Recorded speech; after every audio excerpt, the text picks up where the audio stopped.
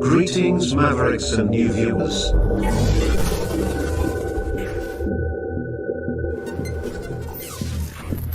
Tonight, direct and live from the Maverick News Network World Studios.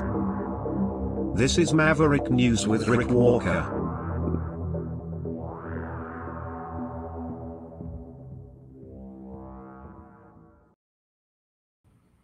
Good evening, everyone. Welcome back, Maverick family. So much going on. The United States is in a state of chaos, in particular in Illinois, Portland. Trump sending in more troops. This has become a political war being fought on the streets with civilians and National Guard and troops, and it is a mess. All while Trump tells everyone, and his administration says they are restoring order. But what we will show you tonight kind of paints a different picture. In addition to that, we have politics internationally, Israel, Hamas, the deal to release the hostages. Will it work? We'll touch on that as well. It's amazing how some of this stuff dovetails. We have Trump, of course, this week talking about Canada as the 51st state. Will then queue up now a preview of Mark Carney's visit to visit Trump this coming week, and comments being made by some Canadian leaders in advance of that, in particular from Doug Ford in Ontario. Then we have this week as well Conrad Black weighing in at the request of the Canada... What's the name of that organization? Well, we'll get it for you anyway. It's the Canada Strong and Free Network, I believe is what they're called. Keynote speaker this week talking about Alberta, separatism, Canadian history, how we got to where we're at and where we may be going. And I think his insight was quite valuable. And more than that, he also comments on truth and reconciliation and makes a very controversial statement with regard to the alleged mass graves. And I'll show you what he says about that. And I bring that up because of Maxime Bernier, leader of the PPC, who is getting incredible backlash because of his comments about that this past week as well. All while he's also commenting on what's going on out of the ostrich farm in Edgewood, British Columbia, where I can tell you that hen that was in distress, it has now died, as confirmed by the CFIA. That is going to unleash a whole new tidal wave of emotion out there. And then, as a result of that, I will be commenting on what is going on out there. I'm going to provide an editorial at the end of this because it needs to be said what I'm going to say. So stay with me. It's going to be a bit of a roller coaster ride tonight, emotionally and in terms of actual facts, as I show you the chaos, the turmoil, the controversy. It's going to be right in your face because it's all over the internet. And I don't know if it's real. I hate to laugh, but well, I do know that it's real. The problem is, what is reality and what reality do people choose? Again, just let's get through the material, and then you can decide for yourself on the other side of this.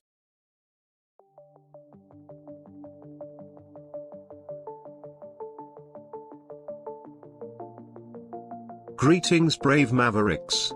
Our quest for truth continues. We go beyond fake news. Together we expose propaganda. Together we pull others out of rabbit holes. We are maverick thinkers.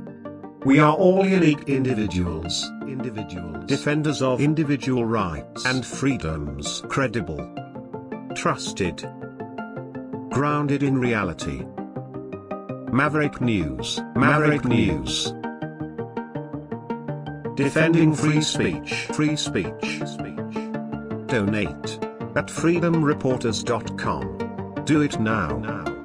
Tomorrow may be too late.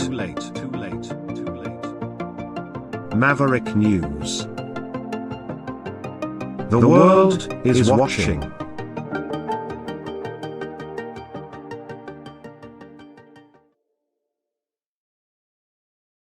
It is getting nasty out there on the streets of Chicago and Portland. Everything's being, I mean, everybody's on edge. People are squaring off in the streets. Tonight, Illinois Governor J.B. Pritzker says he has been informed by the Trump administration that the Defense Department plans to federalize 300 members of the Illinois National Guard and deploy them in his state. So we're seeing chaos in the streets. We're seeing violence, fighting, and a woman has been shot as a result of everything going on. I believe she was armed and has been shot by Border Patrol. Here's a scene, one of many we can show you this evening out of Chicago from today.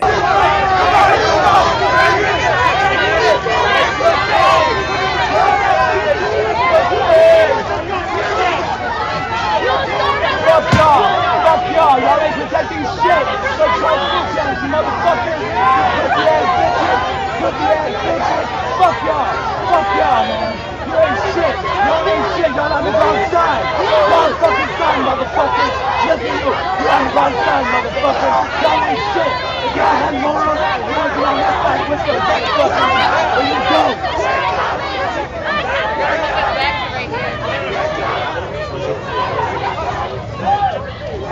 Y'all ain't got no morals. No morals. We're back. That's all matters.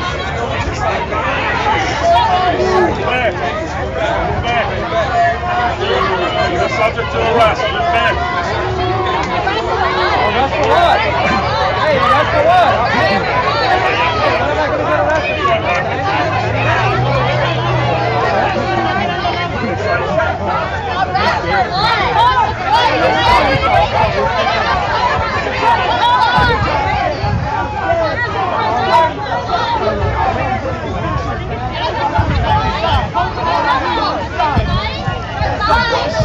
Where the fuck are you mortal at, motherfucker?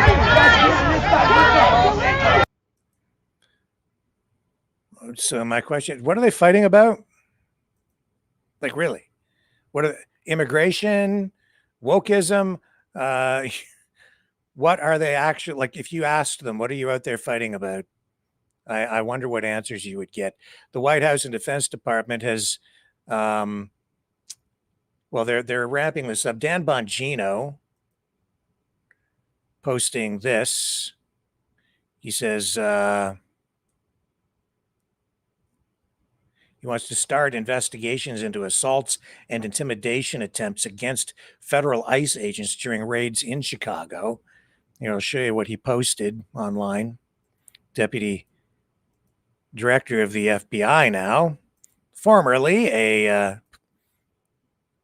believe it was at the Secret Service and, very successful podcaster, one-time politician as well. Here's what he's posting online. FBI assets have responded and are investigating the incident in Chicago. Trying to intimidate law enforcement will not slow us down. The mission will not stop. A Trump loyalist, although I'm not sure he's comfortable with everything going on, but he seems to have come back into the fold a little more since I think he had a bit of a run-in with Kash Patel.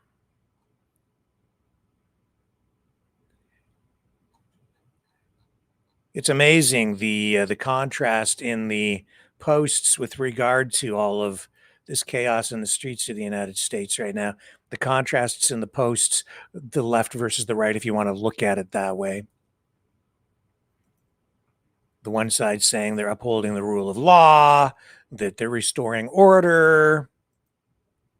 The other side saying it's government overreach, that the Trump administration is actually causing problems.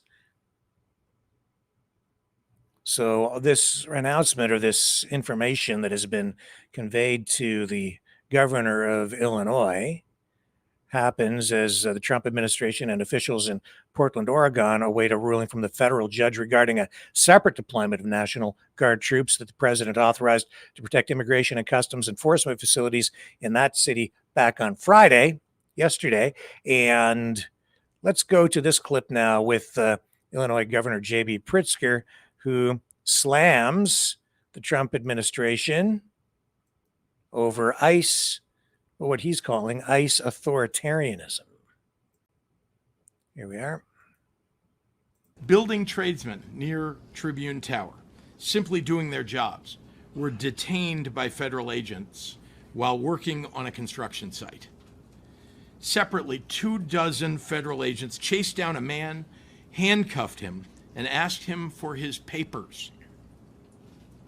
Meanwhile, ICE's chief offender, Gregory Bovino, has been leading the disruption and causing mayhem while he gleefully poses for photo ops and TikTok videos.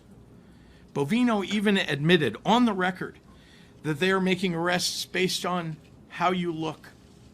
They're not targeting violent criminals or gang members. They're arresting tamale vendors and delivery men and shaking down families. Donald Trump and Kristi Noem and Tom Homan said they were targeting the worst of the worst criminals. They lied, and they continue to lie. 60% of the individuals that ICE has taken in Illinois this year have no criminal convictions of any kind. ICE is running around the loop, harassing people for not being white. Just a year ago, that was illegal in the United States. Now, ICE is making it commonplace. That's not making America great. In any other country, if federal agents fired upon journalists and protesters when unprovoked, what would we call it? If federal agents marched down busy streets, harassing civilians and demanding their papers, what would we say? I don't think we'd have any trouble calling it what it is: authoritarianism. So let's not pretend it's something else when it happens in our American cities. The MAGA Republican-supported invasion of Portland and Chicago and LA and Washington, D.C. is not making us any safer. Instead, it is putting our people in danger. This is an attack on neighborhoods, on lawful residents, on U.S. citizens. That's not preventing crime, as Donald Trump claims. That's threatening public safety. It certainly is not community-based policing. That is absolutely not community policing. And yes, it does make a lot of people uneasy, afraid. And yeah, it's right in your face if you choose to see it. So the state of Oregon and the city of Portland have sued the Trump administration now, seeking a temporary restraining order in an attempt to stop the president from sending in National Guard troops there. And the Defense Department announced that it had activated troops to support and protect federal employees and property in the Portland area. Well, they wait for the federal judge's decision on that case. And the case comes after Trump posted on social media last week that he is directing Defense Secretary Pete Hegseth to deploy troops to Portland. He says the city is under siege from attack by Antifa and other domestic terrorists. That is the pretext under which he is proceeding with all of these efforts. And he's using that word terrorist purposefully, in my view, for legal reasons, which is to say that when you designate someone a terrorist, they have very few, if any, rights which allows you to do pretty much anything you want to them. When you label someone a domestic terrorist, when you label a group of people terrorists, in particular, say Antifa, which is not really clearly defined. Clearly, it is an organization or a group of people, but how do you determine who the actual members are? Where are they located? If you arrest an individual and you just accuse them of being a member of Antifa, they are therefore a terrorist, and bam, you can do pretty much whatever you want to them. That gives the president sweeping broad powers within his own country to use military force. That is something that should, I think, concern everybody. When people say that no one is above the law,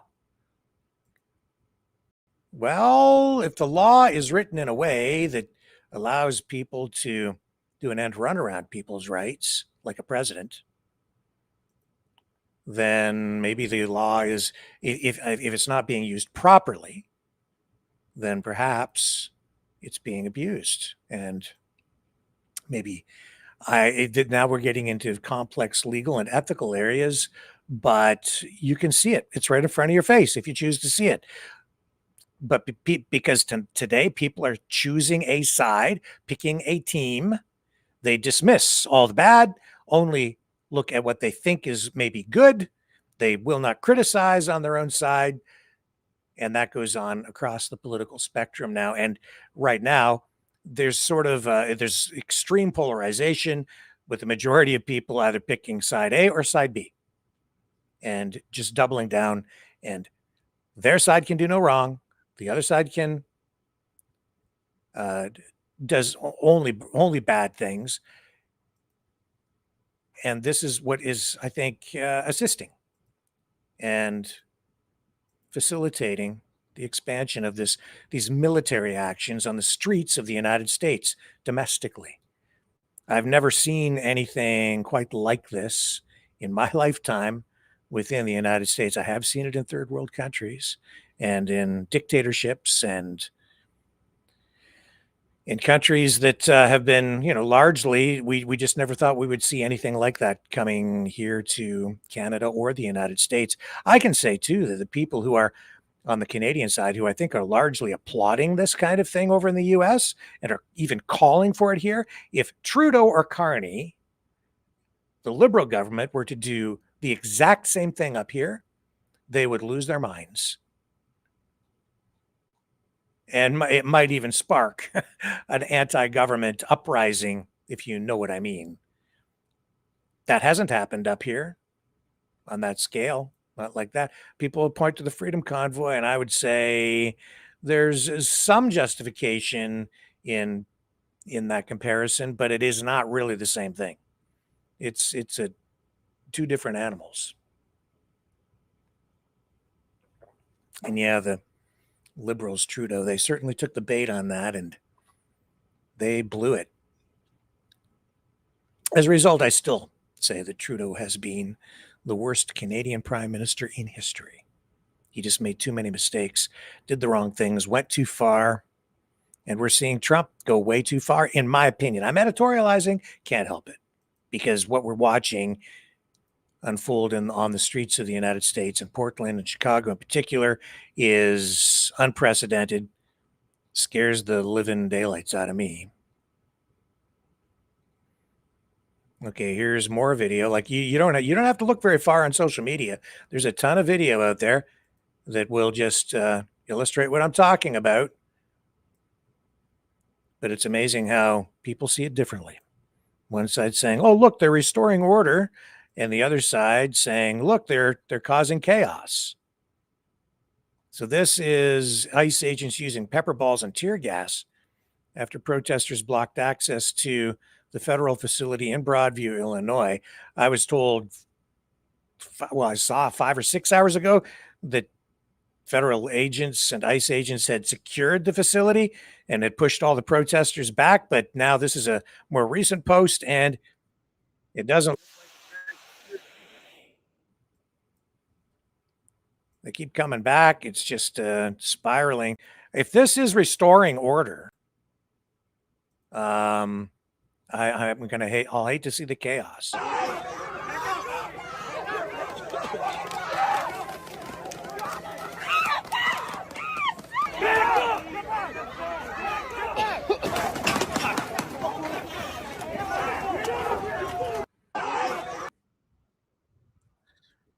Thank God they're using pepper balls and not real bullets or ammunition that could hurt someone in a more serious way.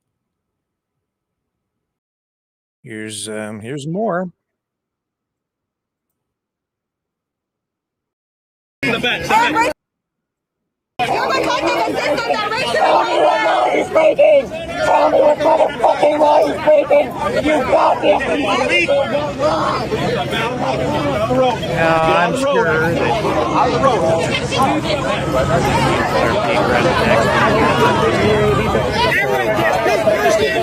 Peacefully said it.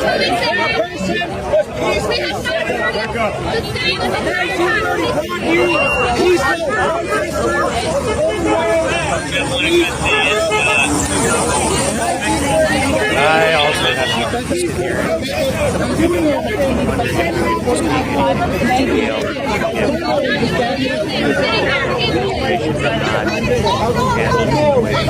Hold the line.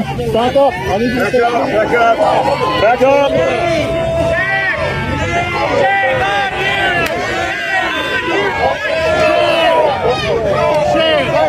Shame. What more? He's breaking. Tell me what fucking law is breaking.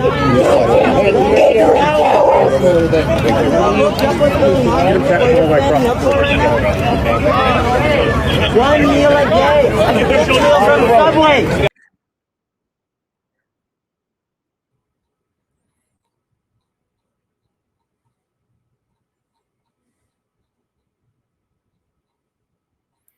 And I think some people like it. They like the violence. They like the chaos. It creates a spectacle. It's entertainment for some people. I hate to say it, but it's true. Yeah,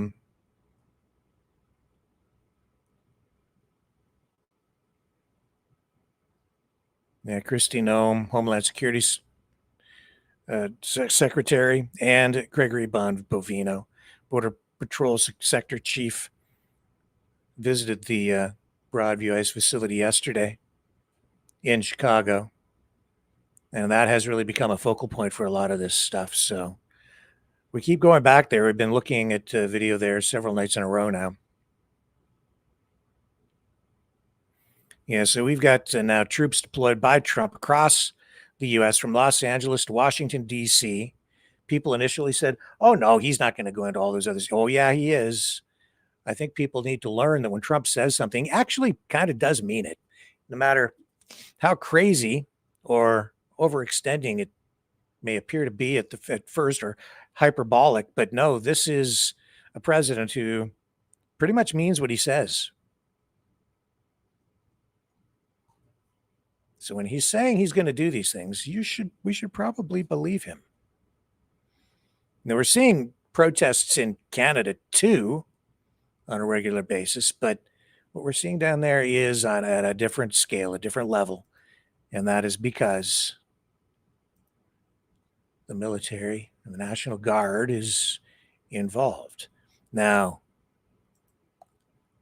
we have Mark Carney is going to be visiting with Trump this coming week. They have another meeting, so all eyes will be on that, at least on the Canadian side. I don't know how much attention U.S. citizens are really paying to this, but it's a big deal, especially on the Canadian side. And Ontario Premier Doug Ford, here, I'll just show you the headline, saying today, Carney better go down there and fight like hell. I've seen, the anti-liberal streamers saying, this is it, Trump is going to clean Carney's clock and we're in a lot of trouble. I'm not so sure. Canada has always been very resilient all through history. in lockstep in a lot of ways with the United States, but also competing, especially on the economic front, or at least coexisting and co-prospering. Things are certainly different now, but even as a much smaller country than the United States in terms of population, we've consistently been in the same territory in terms of economic expansion and improving our economic output every year, year over year, all through our history. So here's the headline for it. It says PM Carney better fight like hell during meeting with Trump next week. Carney going to Washington, D.C. He says, you're going down there Tuesday. You better fight like hell. Don't roll over and keep fighting, Ford said during a rally in front of the Stellantis assembly plant in Brampton. Carney is set to travel to the U.S. Capitol for a working visit and meeting with President Trump.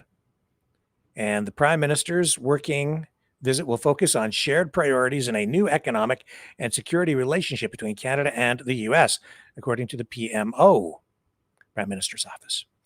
Carney will be joined by Foreign Affairs Minister Anita Anand and Industry Minister Melanie Joly and Canada-U.S. Trade Minister Dominic LeBlanc. Of course, Carney's going to go down there with one objective, and Trump has a very different objective, I think, and that is he wants Canada as the 51st state. He means it. They're just joking. No, yes, no, he means it. He absolutely does. And that is always in the background. And that's why the U.S. has been meddling out there in Alberta in particular and in Quebec, fueling the separatist movements with promises of prosperity beyond your wildest dreams, riches, tax breaks like you've never seen before, and money.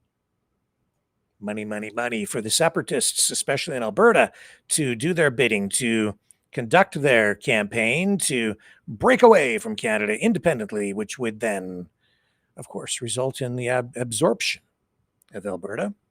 Because the idea, in my view, that Alberta can be just an independent province with more of its own sovereignty is a pipe dream.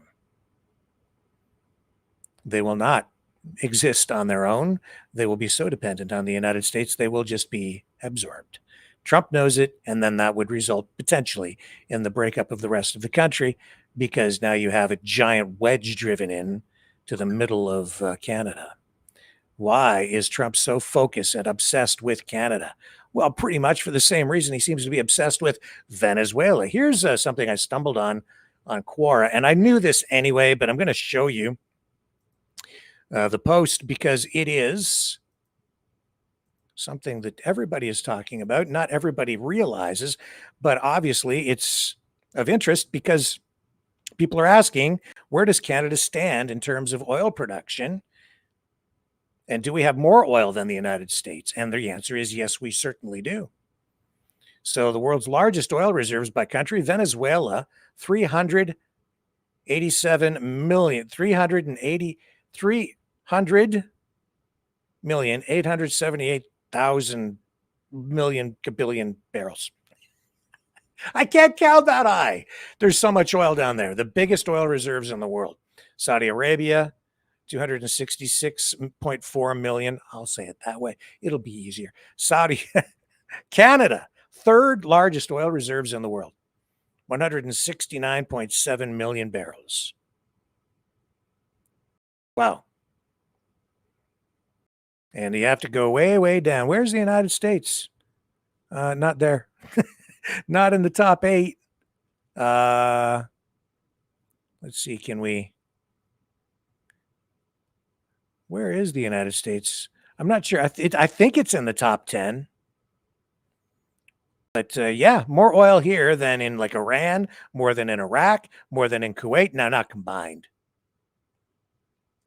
but individually by country, Canada is that wealthy when it comes to oil. You think that Trump's not looking at that? Imagine.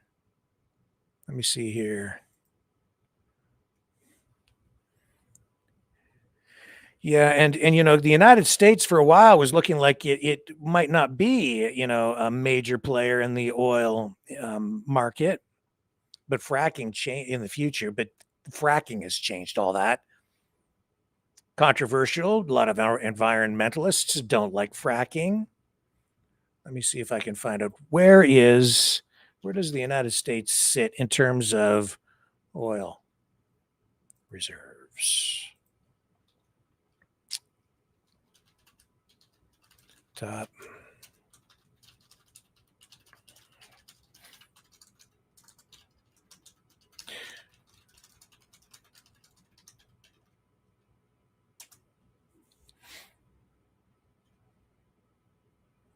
Okay, here we go. So, come on, give me the answer. Where is it?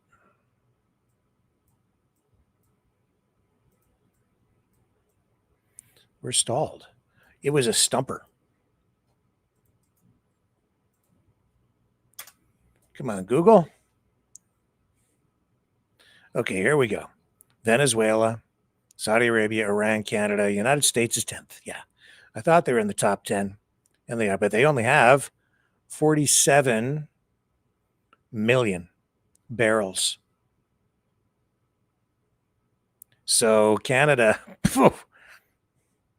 3-4 times as many. Over 3 times more in terms of oil reserves. And then Venezuela, 300 million. Number 1 in the world. Then you have to ask, why does Trump keep saying Canada should be the 51st state? Oh, you can be American for free, he said. No, it's not going to cost. It's not free. It'll cost you your oil, which is really what he wants. Kanakistanians, don't kid yourselves. They have a $30 trillion debt. That might just help pay it off. That's why Carney keeps saying Canada in the future will become an energy superpower. And people are like, well, he's a woke liberal. He's never going to develop oil. You're never going to get pipelines. Oh,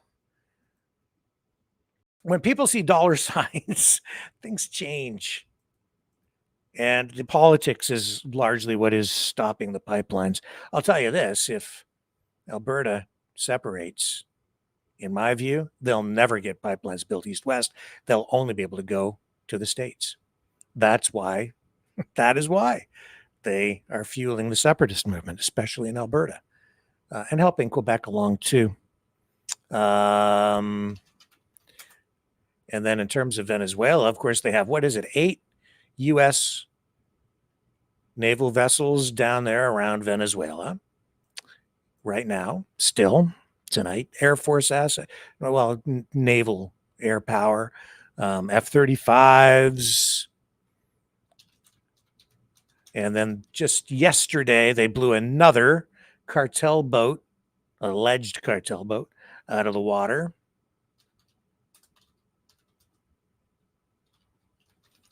That's the fourth vessel blown up. See if I can find you the video. I should have had this ready to go. Here we go. Yeah. This is, I'm pretty sure this is the one. Yeah. Yep, this is it. All right, let's run this one. This will explain so I don't have to do all the heavy lifting. We didn't get to touch on this last night because we have so much other stuff we keep running into every night. There's no shortage of news around here. Tonight, the Pentagon announcing another U.S. strike on an alleged drug trafficking boat decimated off the coast of Venezuela. Secretary Pete Hegseth says 4 men were killed. He described them as narco-terrorists. Despite questions about evidence and due process, the administration insists lethal strikes like these will continue. Here's ABC's chief global affairs correspondent, Martha Raddatz. Tonight, the Pentagon releasing this video of a deadly military airstrike on what officials say, without providing evidence, was a drug boat attempting to smuggle narcotics into the U.S. the massive explosion, sending debris raining down in international waters just off the coast of Venezuela. Flames shooting from the vessel. The U.S. says 4 people were killed. The president has directed these actions, these strikes against Venezuelan drug cartels and these boats, consistent with his responsibility to protect the United States interests abroad. Secretary Pete Hegseth saying our intelligence, without a doubt, confirmed that this vessel was trafficking narcotics. The people on board were narco-terrorists. Today's strike is the 4th known U.S. attack on suspected Venezuelan drug boats since early September. We have proof. All you have to do is look at the cargo that was like it's spattered all over the ocean. Big bags of cocaine and fentanyl all over the place. And the Trump administration has now told Congress as rationale for the strikes that they consider drug smugglers unlawful combatants with whom we are involved in armed conflict. But critics question the legality. Whit? Martha Raddatz reporting tonight. Yeah, armed. That's the thing. They're saying they're in an armed conflict, and the words are important here. Armed conflict. And they keep using the word terrorist, in this case, narco-terrorist, which is sort of a new term that they've invented. But by classifying it that way or describing it that way, they are essentially manufacturing a legal shield that allows them to proceed with these kinds of attacks in international waters. Because again, why? Terrorists have no rights, especially in international waters. And in international waters, it becomes murky in terms of whether someone is even entitled to due process. For me, I can tell you, and I'm editorializing, I have a bit of a problem with what's going on. It makes me very, very uncomfortable. I have no sympathy at all, and I applaud all efforts, legal, to stop the drug trafficking, the drug trade, to shut down the cartels if you can. But how you do it is important. Because if you cross the line, we've talked about it here, you allow yourself, if you stare into that abyss long enough, you'll get sucked down right into it and become the very thing that you say you oppose.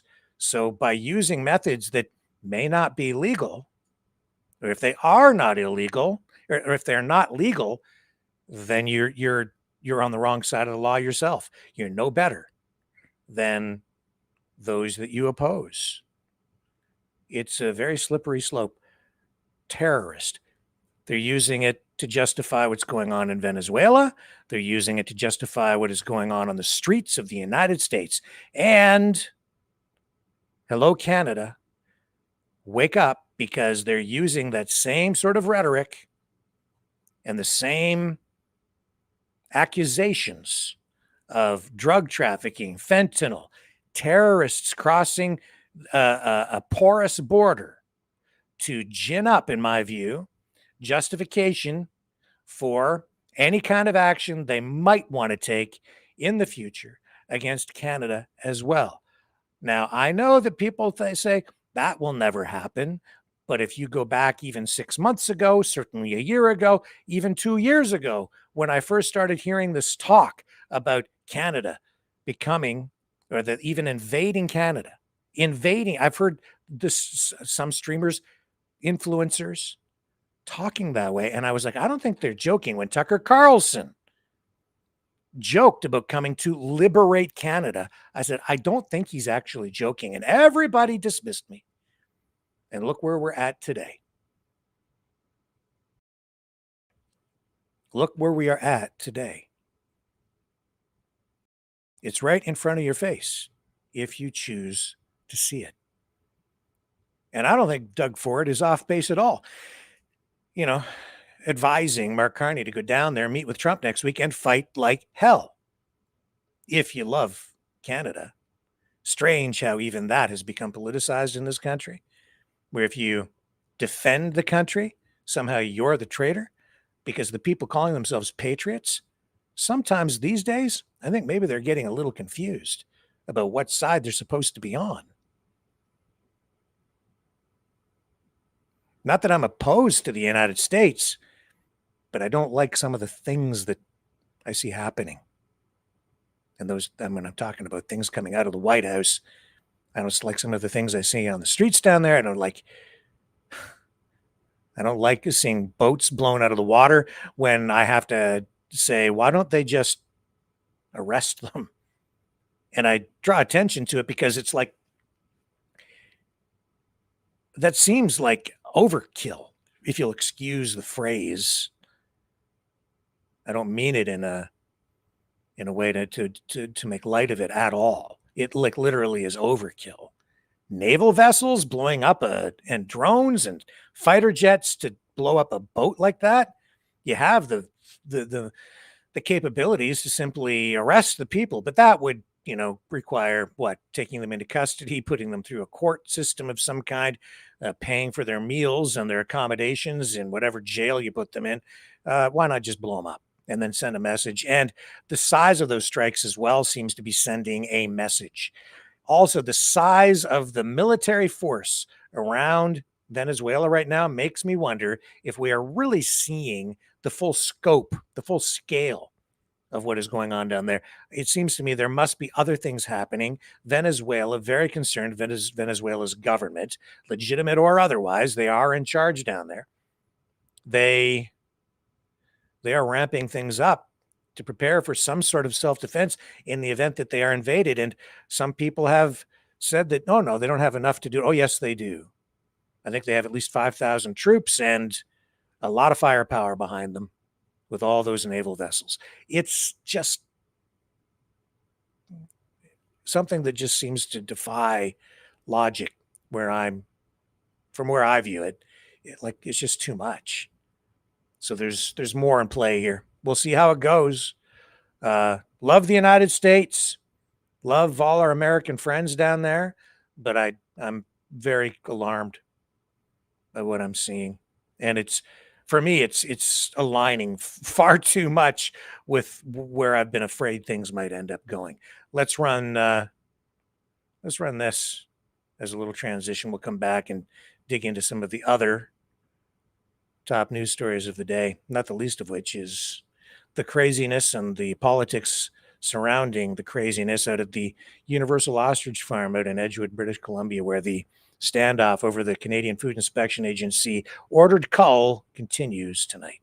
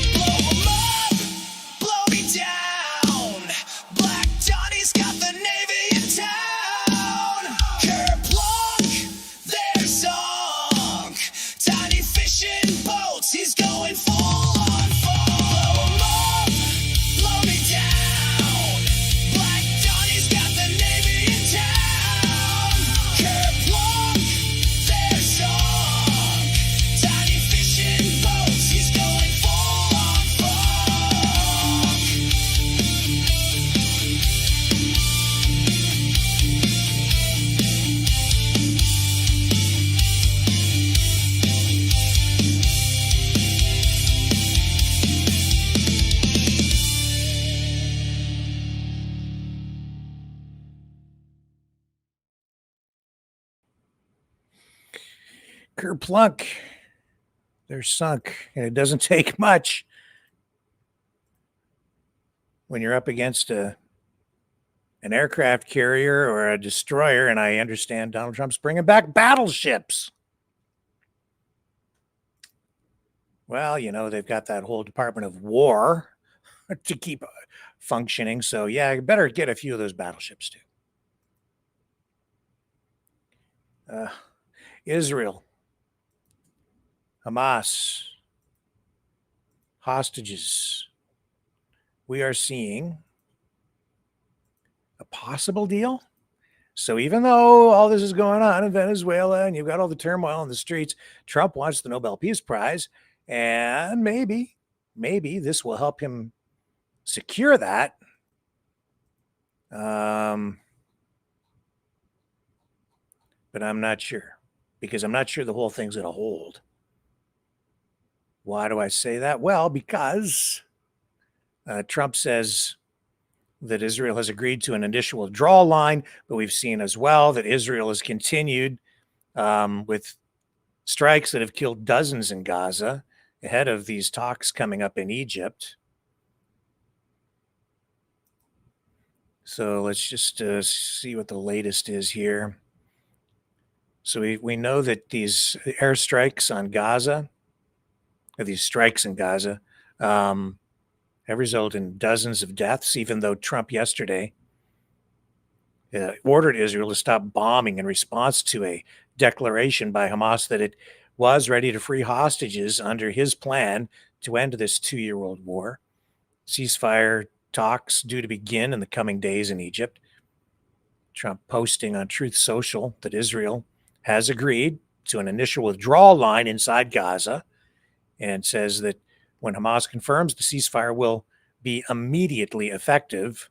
So what are some of the more detailed things here? We know that at least 36 people have been killed in bombardments and airstrikes in Gaza since Trump issued that demand that Israel stop all of its attacks yesterday.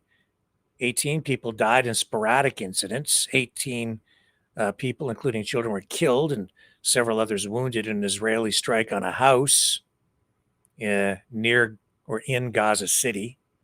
And Israel has said that it targeted a Hamas militant who had posed a threat to its troops in that area.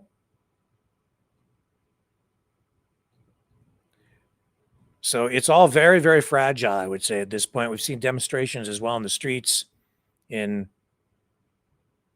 Israel with people demanding that a deal be made to bring the hostages home, however many may still be alive.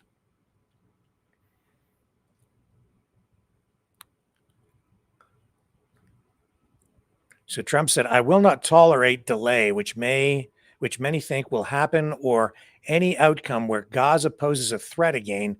Let's get this done fast. Everyone will be treated fairly." He posted that on Truth Social. You know what we should do? We should go right over there and do the Trump scroll on Truth Social, which is something that has become a bit of a regular occurrence here. Yeah. Oh, there's talking of demonstrations, calling for peace. It's at the top of his feed on Truth Social tonight, right there. See that? It's now or never. Look at all the people out on the streets there.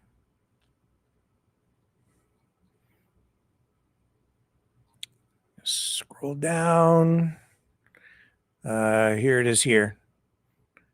After negotiations, Israel has agreed to the initial withdrawal line, which we have shown to and immediately and shared with Hamas.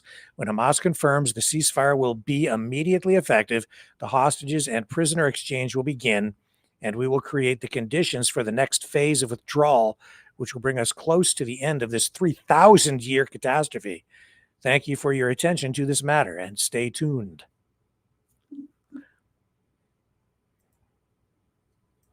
Let's see if we can pull that up. There we go. So there's the with a draw line on that map. Why do I feel like it's all going to fall apart? Because it always falls apart. Even if it comes together, it just always seems to fall apart. I'm not optimistic. I should be, but I'm not. What else do we have on his scroll here tonight? Nick Sorter, the Trump administration has just canceled $8 billion in green news scam funding per OMB Director Vaught. Take full advantage of the Schumer shutdown. States losing funding. California, Colorado, Connecticut, Delaware, Hawaii, Illinois, Maryland, Massachusetts, Minnesota, New Hampshire, New Jersey, New Mexico, New York, Oregon, Vermont, Washington. Yeah, I know that the analysis from, especially critics of Trump and this administration are such that they're saying that the government shutdown is giving Trump another layer on a pile of excuses to really cut funding, especially for healthcare, for middle class, especially Americans,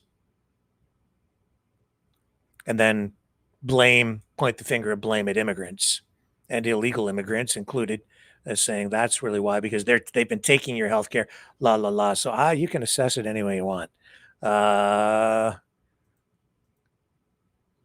the whole shutdown, that's a whole that just adds to all the chaos. What else do we have here tonight? Okay.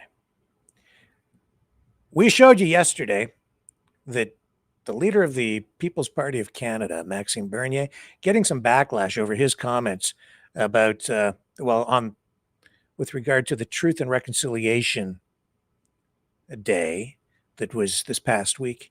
And for those in the United States who maybe don't understand what that's about, it's really about First Nations, Indigenous peoples. It is about the controversy surrounding allegations of even they've used the phrase mass graves at former residential schools, where we do know, no question about it, that First Nations peoples kids were taken away from their families for many years, right up until the 1970s, and then placed forcefully into residential schools.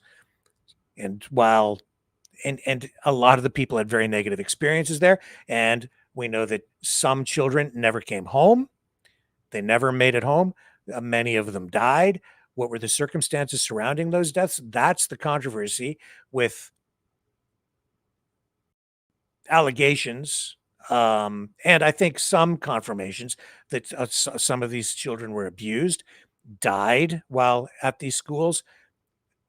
What was the nature of these deaths? Well, it during not this past election, but the election before, it really ramped up. The election before that, yes, I believe so. I think you're all familiar with it, where Canada basically has been accused of committing genocide, an act of genocide or attempted genocide against First Nations peoples, flags flown at half-mast, half-staff, for 6 months after those allegations were made. It was one of the issues that played out during the election that year. And a lot of people say that those allegations really have not borne out, that they're not really true, that they are an exaggeration at best. And it is true that I've not seen any proof of the actual graves at this point.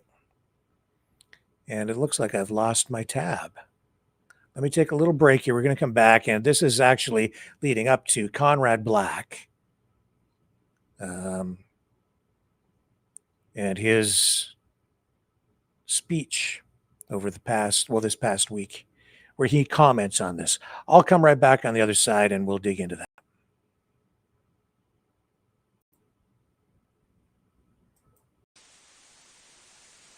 You know, someone very profoundly once said many years ago that if fascism ever comes to America, it'll come in the name of liberalism.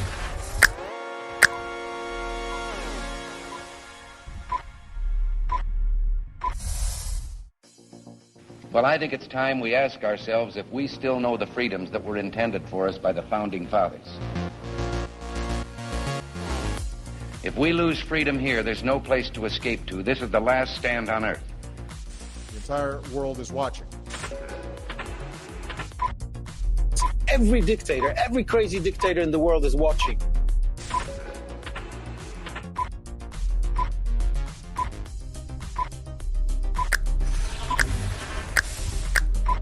The world is watching. On TV. The entire world is watching. On social media. But the entire world is watching, and yes, they are seeing what we have apparently bravely been willing to say that others are thinking. Stand for freedom. Literally stand for freedom. Let's get this done. The entire world is watching. We're at war with the most dangerous enemy that has ever faced mankind in his long climb from the swamp to the stars. Maverick News. Maverick News. Maverick News. Let me have more control of my own destiny. The world is watching.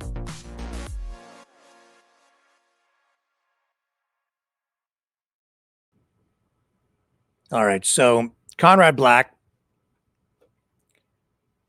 well-known figure in Canada, political and business figure.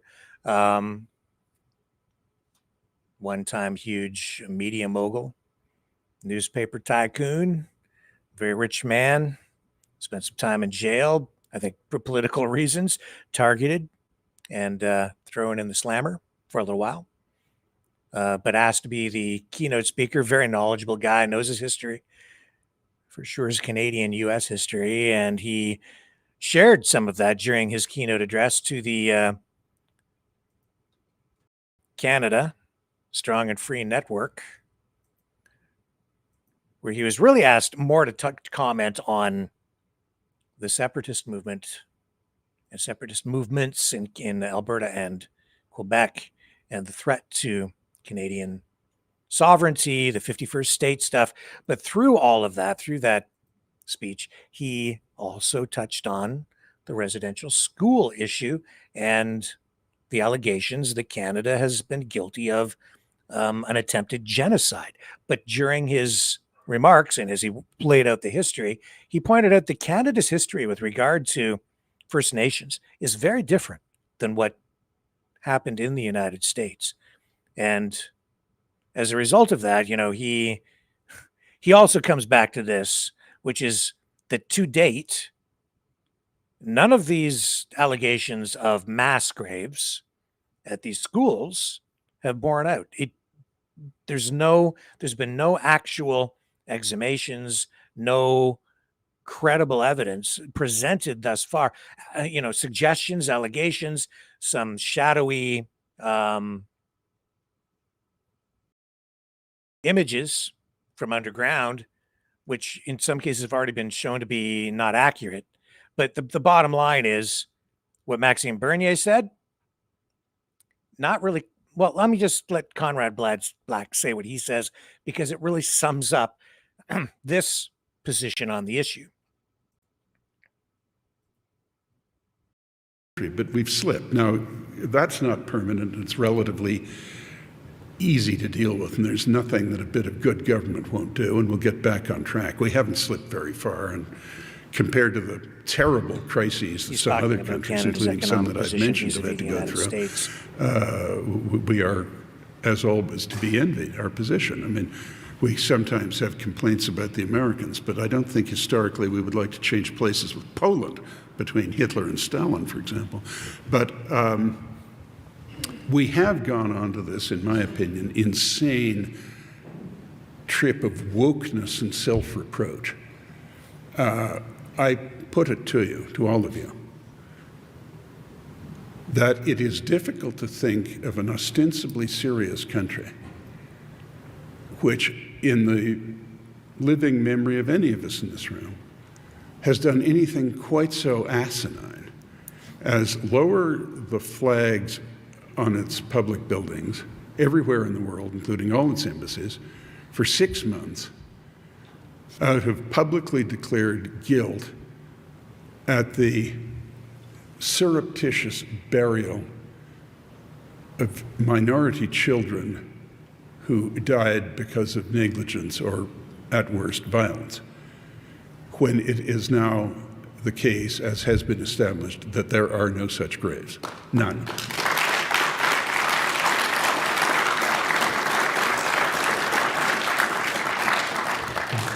Please don't take that as a slur on the Native people. I think we have not done well with them. We've got to do better.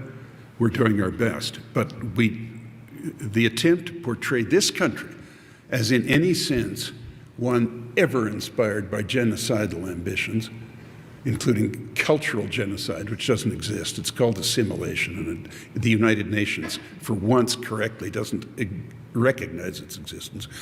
Anyone trying to do that is uttering a blood libel against the founding races of this country. It's an absolute outrage.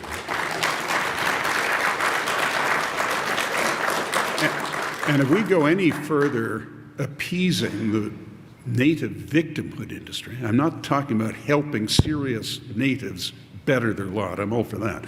I mean the native victimhood industry, defaming this country. We're finally going to persuade them to put down the mask and say, this was their country. We had no business being here. We invaded it just the way Hitler and Stalin invaded Poland, and they want it back, and we should all go. Now, there were 200,000 natives in the 3 million square miles of what is now Canada when the French and British and others started arriving here. They didn't. They were nomads. 95% of them were nomads, and they had a Stone Age civilization. Now, they were terribly talented. They had as good a life expectancy as the Europeans. They were wonderful canoeists and woodsmen and things. I'm not disparaging them as people, but it was a primitive civilization, and it wasn't their country. They happened to move around in it, but they hadn't occupied it, and they didn't govern it.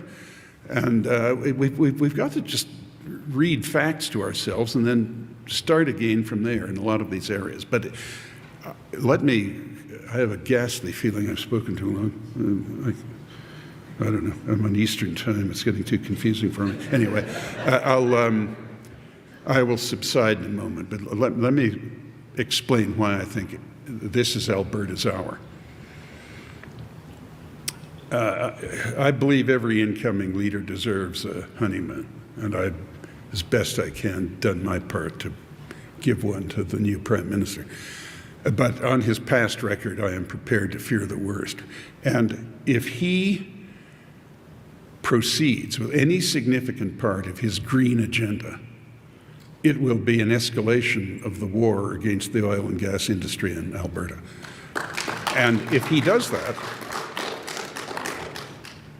and it pains me to say this because I'm a Canadian Federalist, but if he does that, if I were you, in what I understand is likely to be a referendum next year, I would vote to leave. You would be, I don't think anyone's talking about a Republic of Alberta. I think, in fact, what you do is negotiate with the Americans and be a sort of special territory and you know, keep Alberta gun laws and discourage residential immigration. You don't want America's 10 million worst welfare cases flooding into Calgary and Edmonton. But the Americans would accept Alberta on any basis you wanted. And that would be the end of Canada. If Quebec seceded, all the rest of us could make something out of what was left. It would still be a country of over 30 million people. And frankly, Quebec would take a lot of problems with it. They take a lot of good things, too. I think they enrich the country, and it's an advantage to have two great civilizations as official languages. But they have been an awful nuisance to Federalists for a long time. But Alberta would be something else, and that power rests within the hands of the voters of Alberta. And I think your Premier has played it extremely well, because she says, as I understand it, I'm a Federalist, but I will do what the people of Alberta want. And if there is this vote, and if they vote to secede, I'll have to respect that. She's not going down with the ship the way René Lévesque. So if I may, it's a horribly presumptuous thing to say this is my message. After all I've said about the inflated status of the clergy in other places, I don't want to sound like one. But my intuition and my guess, for what it's worth, is that you people are going to have an enormous influence very soon on the future of this country, and you'll basically be able to write your own ticket, and you deserve it. So good luck to you. Thank you.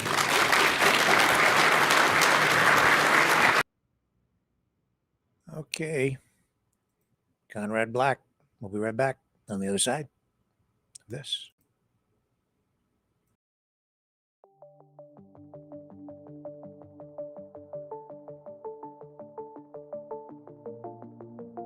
Greetings, brave Mavericks. Our quest for truth continues. We go beyond fake news. Together we expose propaganda. Together we pull others out of rabbit holes. We are maverick thinkers. We are all unique individuals, defenders of individual rights and freedoms, credible, trusted, grounded in reality. Maverick News, Maverick News. Defending free speech, Donate at freedomreporters.com. Do it now. Tomorrow may be too late. Maverick News. The world is watching.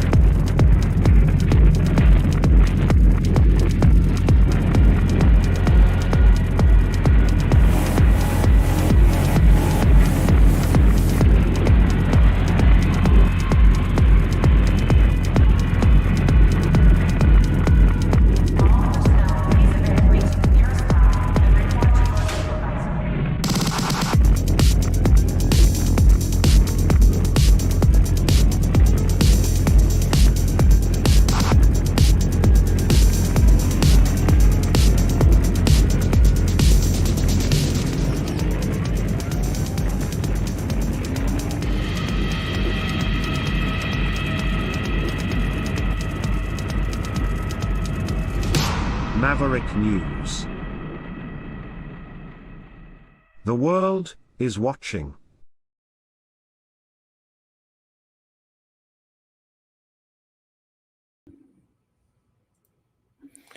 All right. I didn't want to do this one, but we're going to go here again tonight. The ostrich story.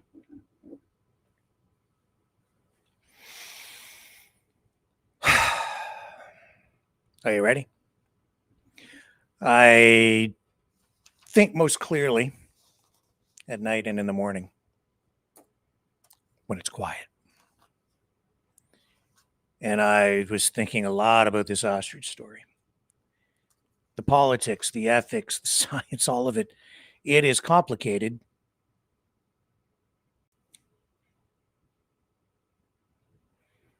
And that's why the simple rhetoric is the most effective. It always is. When you're trying to sell something to someone or convey a story, you know, you pare it down into the simplest of terms. You humanize the story or peopleize it, as the saying goes, so that people can relate to it. That's what the propagandists, the narrative managers, the perception managers have been doing for the people at the farm, and the political activists behind the scenes, and others who are manipulating the situation out there. So I can tell you that the hen that was ill or injured or whatever, it has now died. So, you know what I should do before I even get into that? Let me just see what the most recent information is here on this story. I know that CFIA has issued another media update. I did find that earlier. So I have that for you. Yeah. Yeah, CFIA's lack of care has left Spirit the ostrich to die alone. And the ostrich has now passed away. Here, I'll show you what they're posting. Nobody likes to see an animal in distress. Nobody likes to see an animal die. Not me. And there it is there. It goes on and on. They've got petitions going on and so on to stop the cull, stop the cull. Well, let's listen. From Moncton today. Well, ladies and gentlemen, we are here at the Universal Ostrich Farm, as you well know. Supporters have been gathering, more have been coming in, some have been driving from as far away as Moncton. We met a few that came from Moncton today. This was the site yesterday when you saw Katie with the police. She was very distraught of the, of how her hen was doing. There was footage that was released of the hen kind of in its own death throes. We just got confirmation of about 10 minutes ago from Karen that, yeah, indeed, the hen has passed. Omar, the lawyer, has confirmed that. So, these birds, they've been healthy for what, 263 days or something? 263 days. So you say.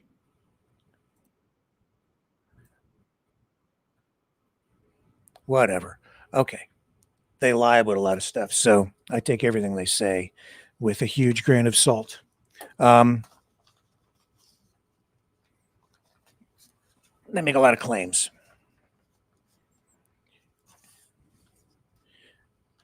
So I've been thinking a lot about this, and I keep saying this. I'm very lonely over here because I just don't follow the crowd. I'm a maverick, so I try to think for myself. But sometimes that puts me at odds with even my friends. So be it. I'm not going to lie. And I'm not going to change. I'm going to try to get people closer to the truth. But people seem to choose their own truth. And overnight, I was thinking a lot, and I've got sheets. These are my notes. I scribbled them down in the middle of the night because I just woke up, and it's very clear to me, the progression of thought on this. So first of all, let me say that some people just want a war, and some people are just simply anti-government. And this is the issue du jour for some of the folks out there who are protesting. This is just the one that they've latched onto right now. There have been other issues, especially since the Freedom Convoy, the lockdowns, the vaccines, the Save the Children thing, now it's the ostriches. It's the latest thing. It's just the latest thing. With regard to this issue, it reminds me so much of, or makes me think so much about why humane societies don't allow people to adopt cats or dogs at Christmas. Because the decision at that time to adopt an animal is largely based on emotion, without people really thinking rationally, without people thinking about what the consequences of adopting an animal will ultimately be. They won't. If you try to adopt a dog just before Christmas, they generally won't give you one, because what happens is people get this great idea. They're going to get a puppy or a dog and give it to their kids for Christmas, and the kids play with it for a few days and then lose interest in it. And the parents don't really want to take care of it either. And they weren't really prepared to make like a 15 or maybe even a 20-year commitment to caring for their dog or cat as a companion and the pets end up being neglected and abused. Well, it would be better to give them to the family than euthanize them. Not always. Sometimes those pets really, really suffer and they're abused, beaten, left outside, not fed. The list of abuses goes on. And a lot of them end up back at and here where I'm at, the Ontario Society for the Prevention of Cruelty to Animals, the OSPCA facilities, the humane societies. They end up back there because people just get emotional and they just get, involved in this stuff, and it ends up in a bad place. I see a lot of that kind of, that's what they're appealing to when they're asking people to go to that farm, is those kinds of emotions. That's why they personified the birds. That's why the bird that died, suddenly it has a name, Spirit. Oh, it's got spirit. It fights. The name wasn't chosen by accident. I mean, they purposely chose that name, but the fact that it's called Spirit tells me that they were lying when they said that they already had names for all these animals. They didn't. They're making the names up as they go along. And in this case, that seems to be a great name. So they've come up with that one as they became aware that the bird was in distress under the care of the CFIA, but injured clearly before the CFIA took control of the property and the flock. Where does the blame lie for the bird dying? They're trying, of course, the protesters are blaming the CFIA, the government, saying they're incompetent. They don't know how to care for the birds, that the bird became injured because it was afraid of a police drone that was flying overhead, got spooked, ran into a fence, injured its leg, and now it's dead. Jim Kerr, activist, the guy in that video, he's been flying his drone out there the whole entire time. What's the truth of the matter?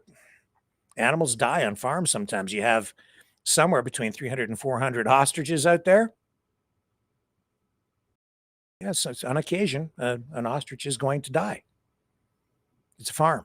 And we know as well that these ostriches were used for food for about 25 years. It's sold as food. It's a food production facility. It's a farm. So when I see Katie Basitny acting like this,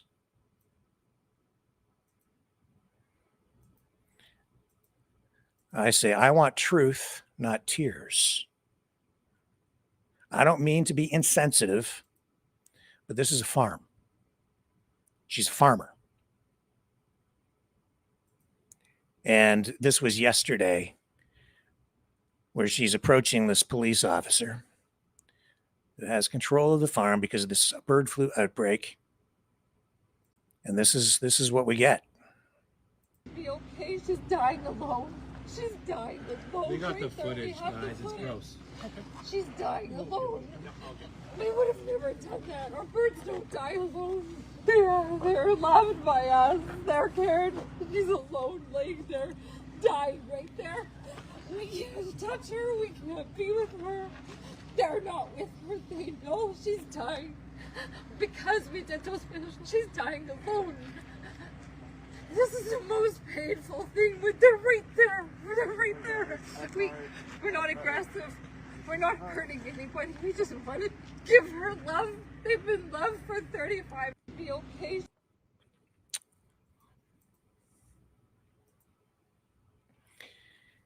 Is that the way they act out at that farm every time an ostrich dies?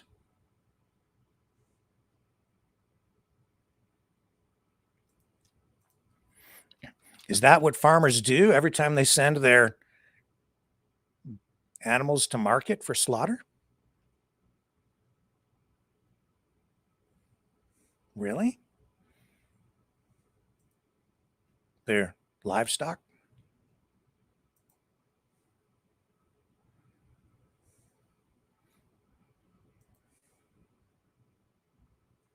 Remember I told you the story about when I had pigeons when I was a kid. I cried when my first pigeon died. I was distraught. I told you about that. And then my dad, rightly so, said, if you're going to cry like that every time one of those damn birds dies, we're going to get rid of them all. And he was right to say that.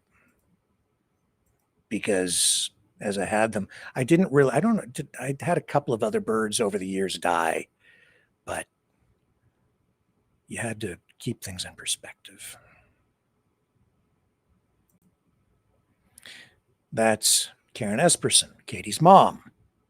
What is she eating? Or what is she prepared for dinner? Ostrich. She doesn't look like she's crying. Doesn't look like it at all to me.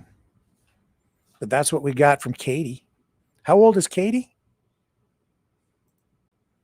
Again, I don't mean to be insensitive, but what we have going on out there is something very political. Something that is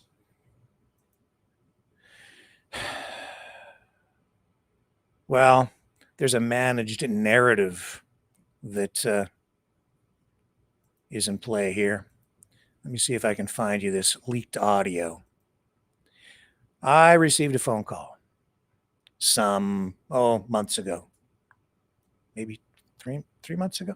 I can't keep track of the time. I'd have to look at the dating on my notes. I have it all.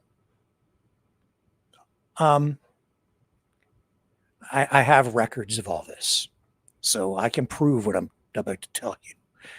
I can if I need to. I don't take this stuff lightly. But somebody sent me this. I received a phone call from a woman who had been out at the farm and had been advising them on how to manage their narrative and had been working with them as a volunteer because she would like to see the birds saved. But she became disillusioned, disgruntled because of the way she was treated out there. And I don't really want to tell you everything she told me. She gave me a lot of information, which is information that partially has led me to where I'm at with this whole issue here today. Well, someone else, I haven't even revealed what the lady told me. Okay, she was going to come on the program at one point, but hasn't.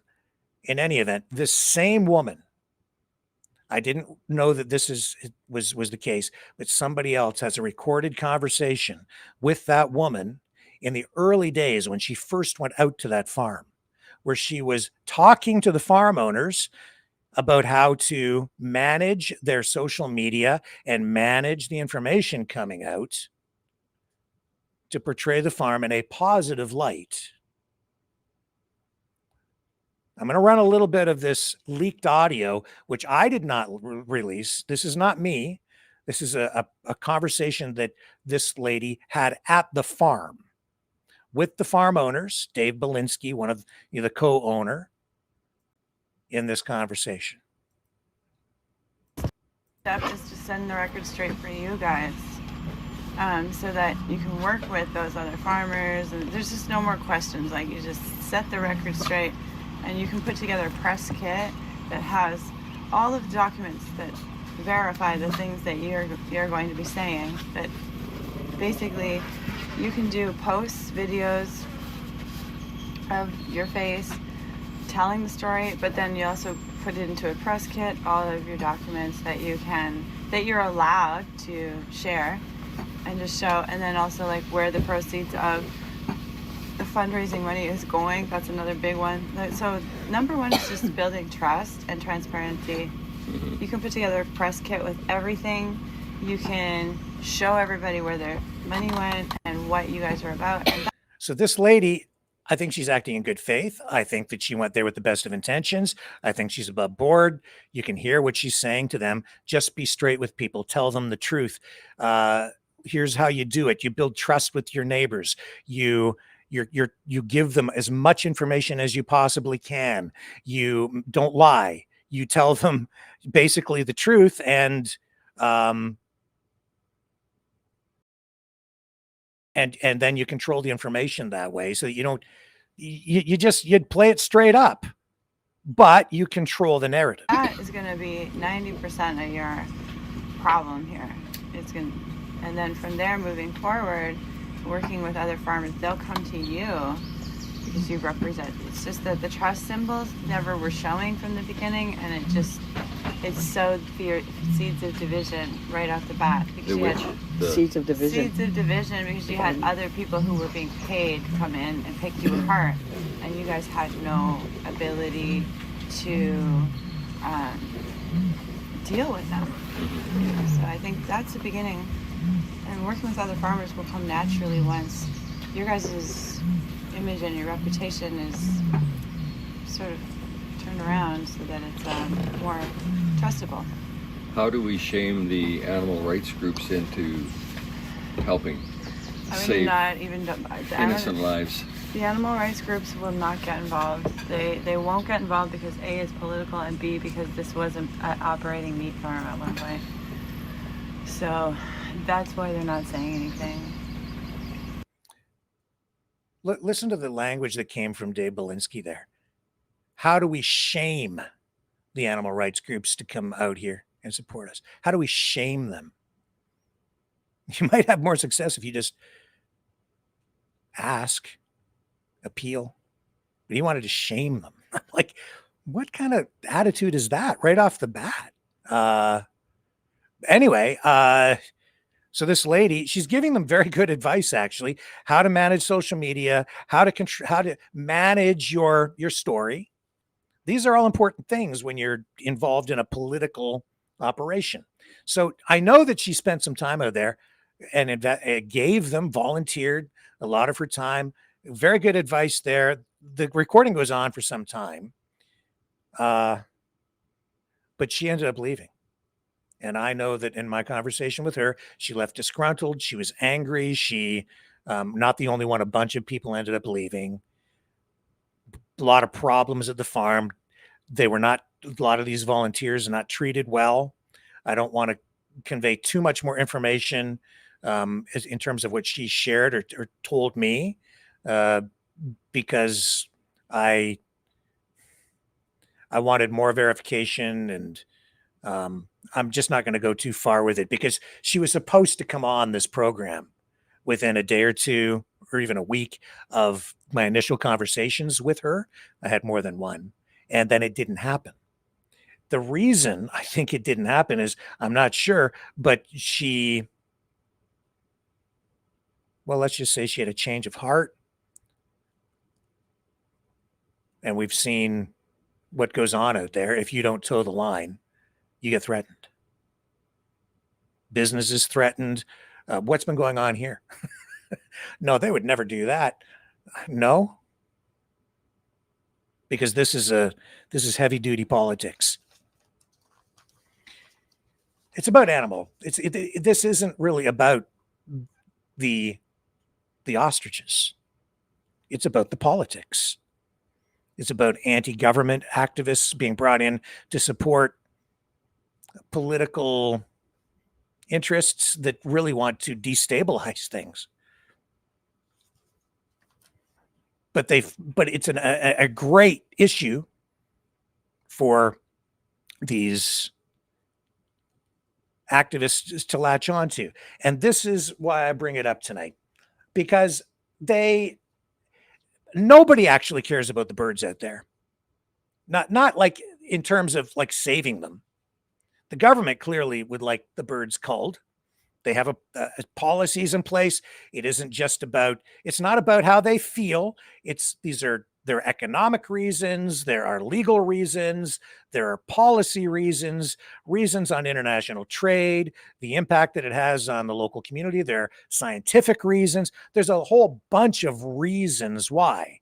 Legal reasons that are going to relate to whether the Supreme Court allows this appeal to allow this cull to proceed.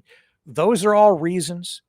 But of course, the people who are the political activists who are opposed to the government are simply saying, don't care about any of that. Just stop the cull, save the birds, test them. And as I've tried to point out, it's not that simple. I wish it were that simple, but it just isn't.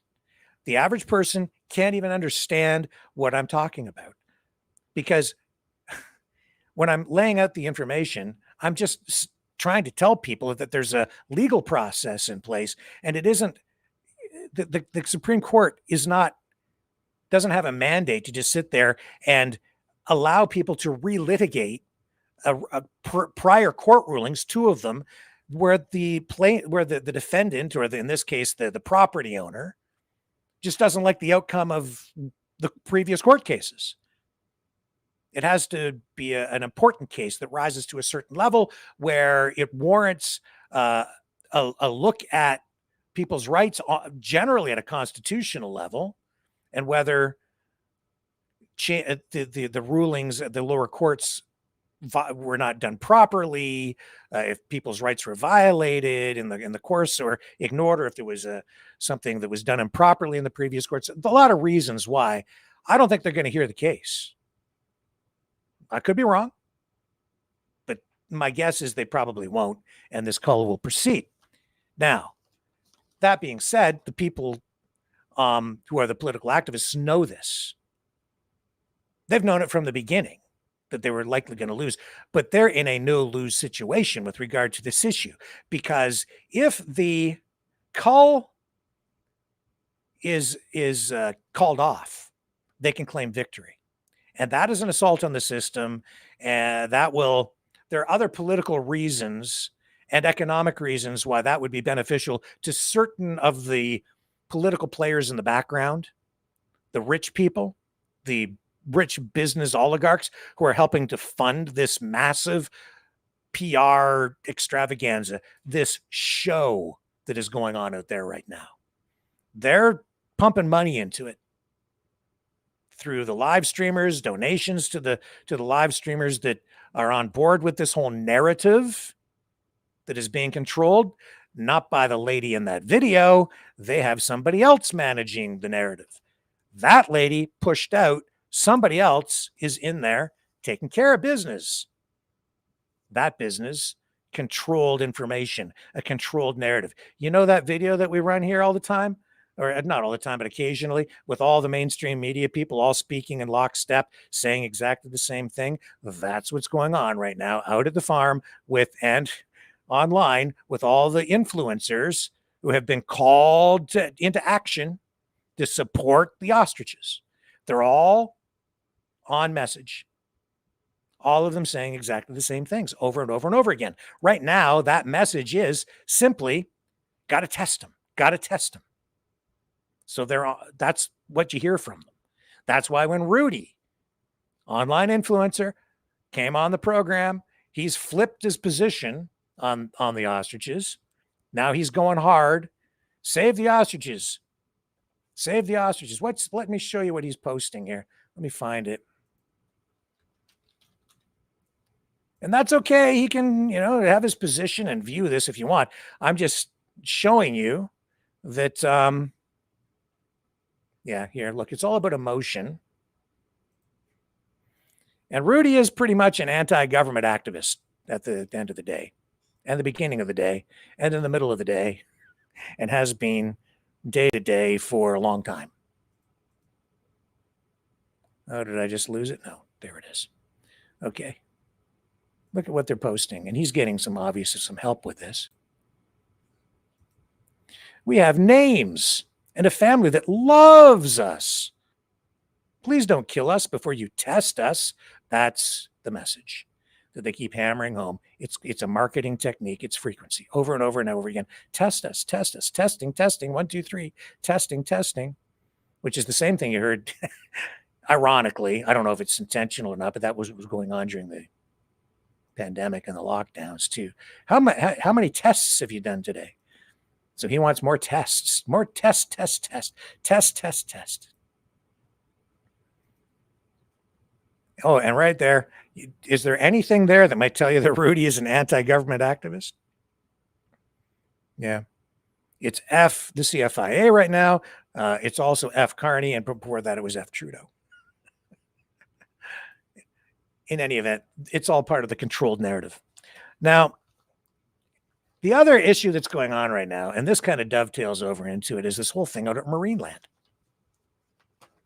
Public attitudes shift, they change over time. I went to Marineland back in the 1970s when I was a kid taken there. It was a very popular place at the time at Niagara Falls. Great experience as a kid. It was very entertaining. I have some footage queued up here, actually, from the 1970s. Here it is here. Let's take a trip down memory lane, Marineland. This is 1977. That's when I went there. I think it was probably 77.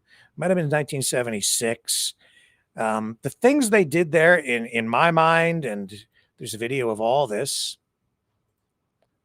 right here, what they were doing with the animals and the whales, the dolphins. I thought it was amazing. Look how busy the place is. That's how I remember it. All the people walking around. It was so busy, packed, because the public really supported the place. Very popular, lots of advertising. And it was controversial then to some degree, but the public attitude at the time was still such that circuses were still in full swing. The whole concept, even the term political correctness, was just coming into play at the time. I remember around that time, I had never heard of political correctness, but I was sitting, where was it? I was sitting at a patio someplace when I was around this age, and there was a magazine. And for the first time, I came across the phrase political correctness. It was some sort of a news magazine, and that was the headline, feature story on that magazine at the time. And I was like, what are they talking about? Just a young kid. I had no idea that all of that would evolve over time. But look what they're doing with the dolphins. They're the guys riding the dolphins. I remember all of that. I remember this whole show with the elephants, the whales, of course. We viewed it at the time as they were getting exercise, they were getting stimulation, mental stimulation, and they would jump up in the air and splash, and the people in the audience in the lower portion would get soaked. And that was funny to the people. They'd laugh. And that was the most spectacular trick, if you want to call it that, of all, when the whale jumps up and touches the ball, and they would put the ball higher and higher and higher, and the whale would jump all the way to the top. And it was amazing. Because of animal rights groups and campaigns at the time to put an end to that stuff, that eventually became prohibited. The park was no longer allowed to have the whales jump like that because they were worried about the whales becoming injured. Over many years, you've had whales die out at Marineland, other amusement parks like this with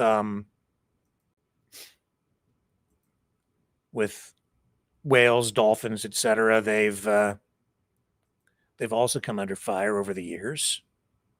And now today, Marineland in a lot of trouble because the people don't go. They stopped going because of all the animal rights activism, because of changing political attitudes, because of political correctness.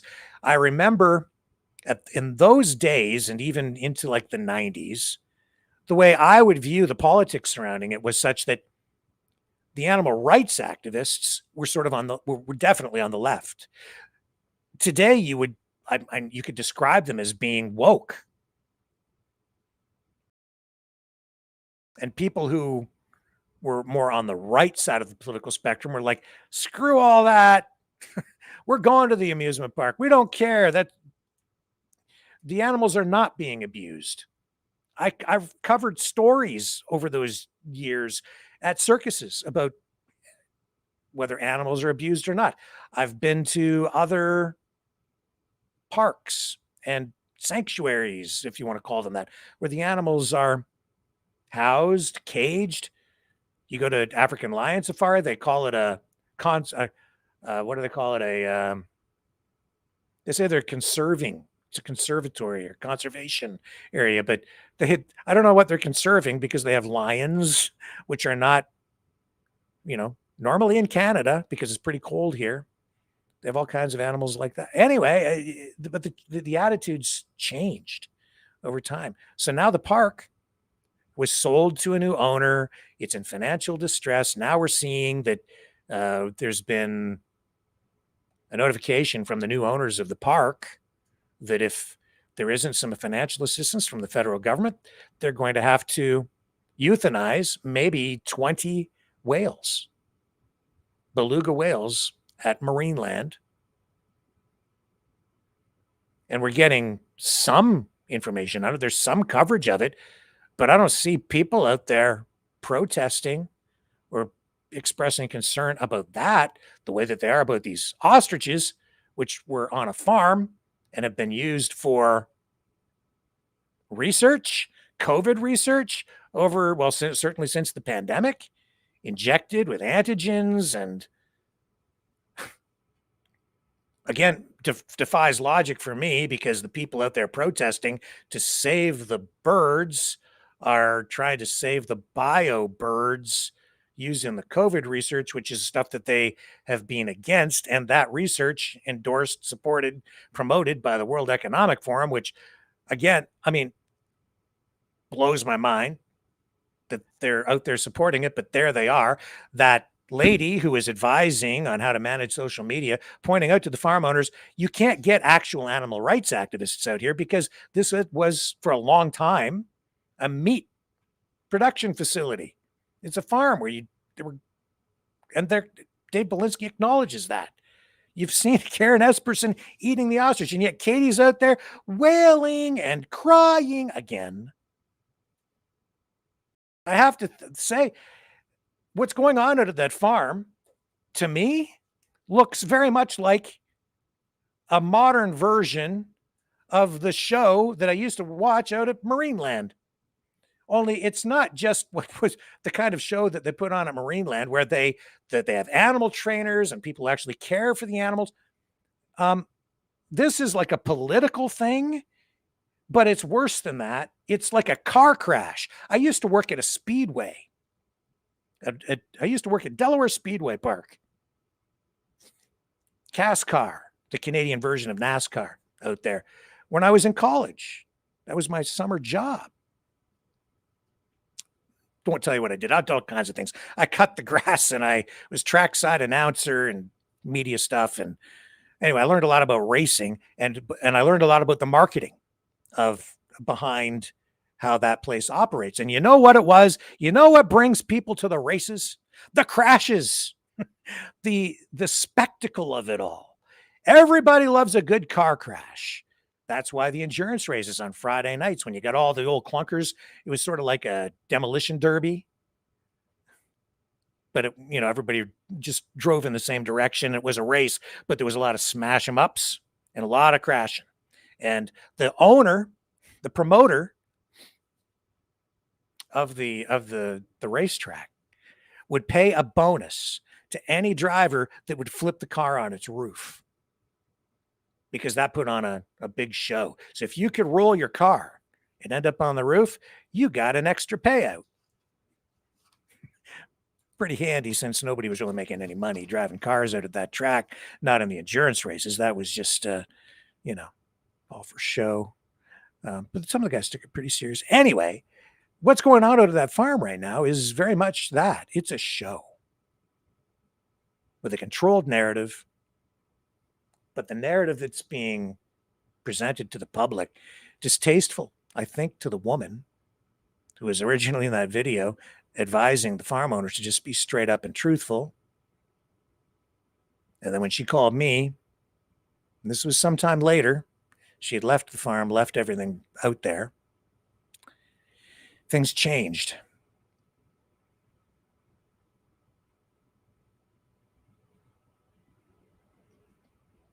I think back to when I was a kid, it was not only Marineland, but there were shows on television too that, like Flipper, the show about the dolphin.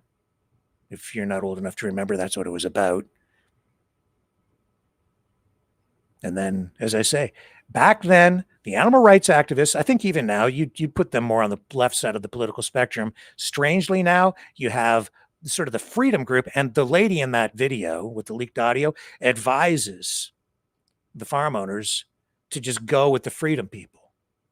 because they're a large, sort of organized, but kind of divided and dysfunctional group of people with some real political momentum behind them. And so they can use those people to get their narrative out.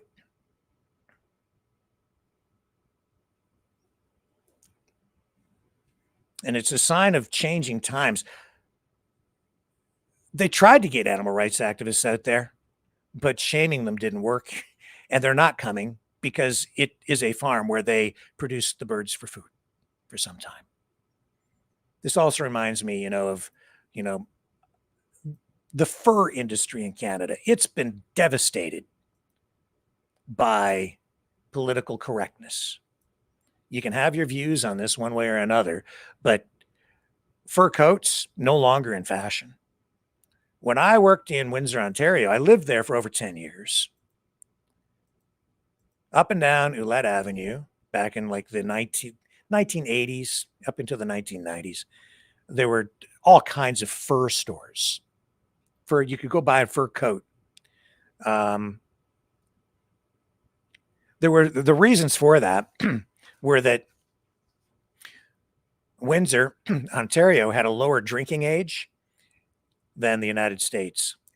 At the time, a lot of younger American kids would come across the border because they could come and drink when they were 19 in Windsor, where back home it would be 21. And then in addition to that, you had these strip clubs that were popping up all over the place, nightlife there. You had a real going concern downtown, but it was like Sin City is what it sort of became. And as part of all of that, you also had these stores selling fur coats. Here's just tons of them up and down the main drag in downtown Windsor. Here's a commercial from 1987. March winds blow, introducing Lazar's 60-second March clearance sale. You'll save 22 to 40% on one of the finest collections of high-quality furs in Canada. Designs by Christian Dior, Grosvenor Canada, Alfred Sung, and Revillon. Full exchange on U.S. funds and sales tax refunded. The 60-second March clearance sale at Lazar's, 493 Ouellette Avenue, in the heart of the downtown mall, Windsor. Gotta dig that groovy music. 1987, baby. Those were the days. And I remember very well how much money was flying around in downtown Windsor, those fur stores, and expensive coats too. But man, think about it. All those animal rights activists throwing blood on celebrities and on people wearing fur coats. Remember Joan Rivers being approached and her positions on all of that?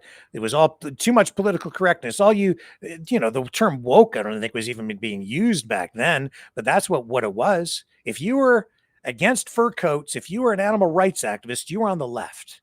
You were woke back then. Now you have the freedom people who are anti-woke, but they're out there being the animal rights activists, supporting a farm and a cause. What's the cause? Well, we're told that it's to save the ostriches, but what are they saving them for? COVID research or more research? The beluga whales, the reason they might have to euthanize them is because the Canadian government has refused to sign the paperwork to allow them to be transported to China, because the federal government says they won't sign off on it because they don't want to condemn the whales to a life in captivity and at an amusement park, I guess, where they would be used as an attraction and maybe to perform stunts. I don't know, but they won't do it because they don't want to condemn them to a life in a park like that. They'd rather euthanize them. You can have your own position on it. I know how I kind of feel about it. I say let them go. As long as they're being cared for, and this is me editorializing. This isn't editorial. I say let them go to China. Let them live. And clean this up. It's the last park of its type in Canada. It was the most prominent. And give the whales a chance. I don't think you can release them into the wild. They would just die.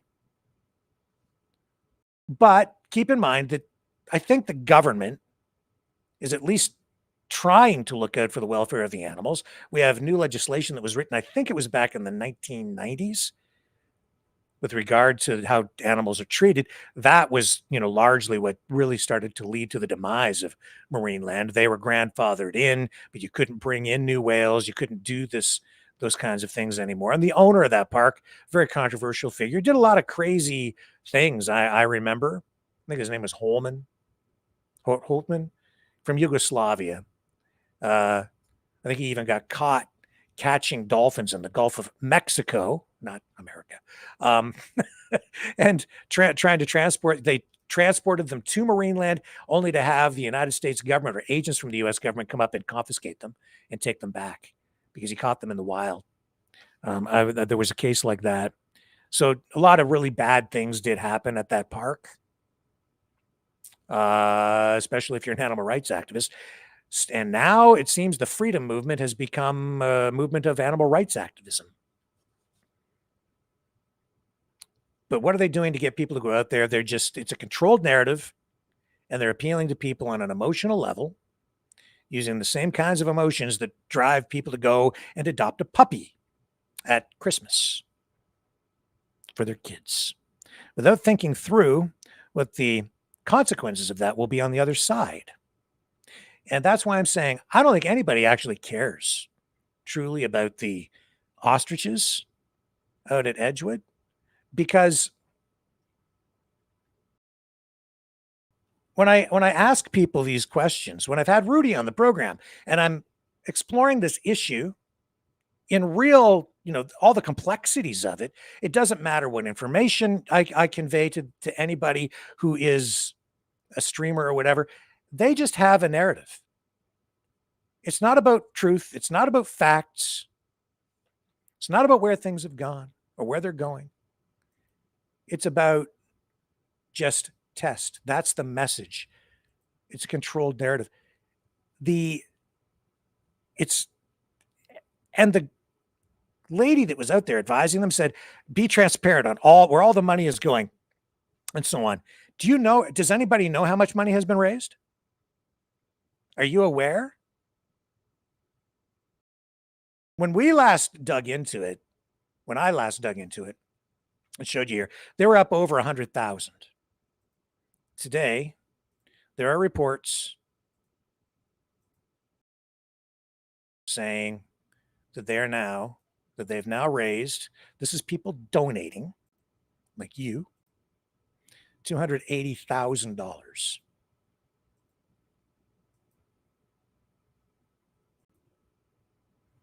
Where's my tab? There it is there. This is an article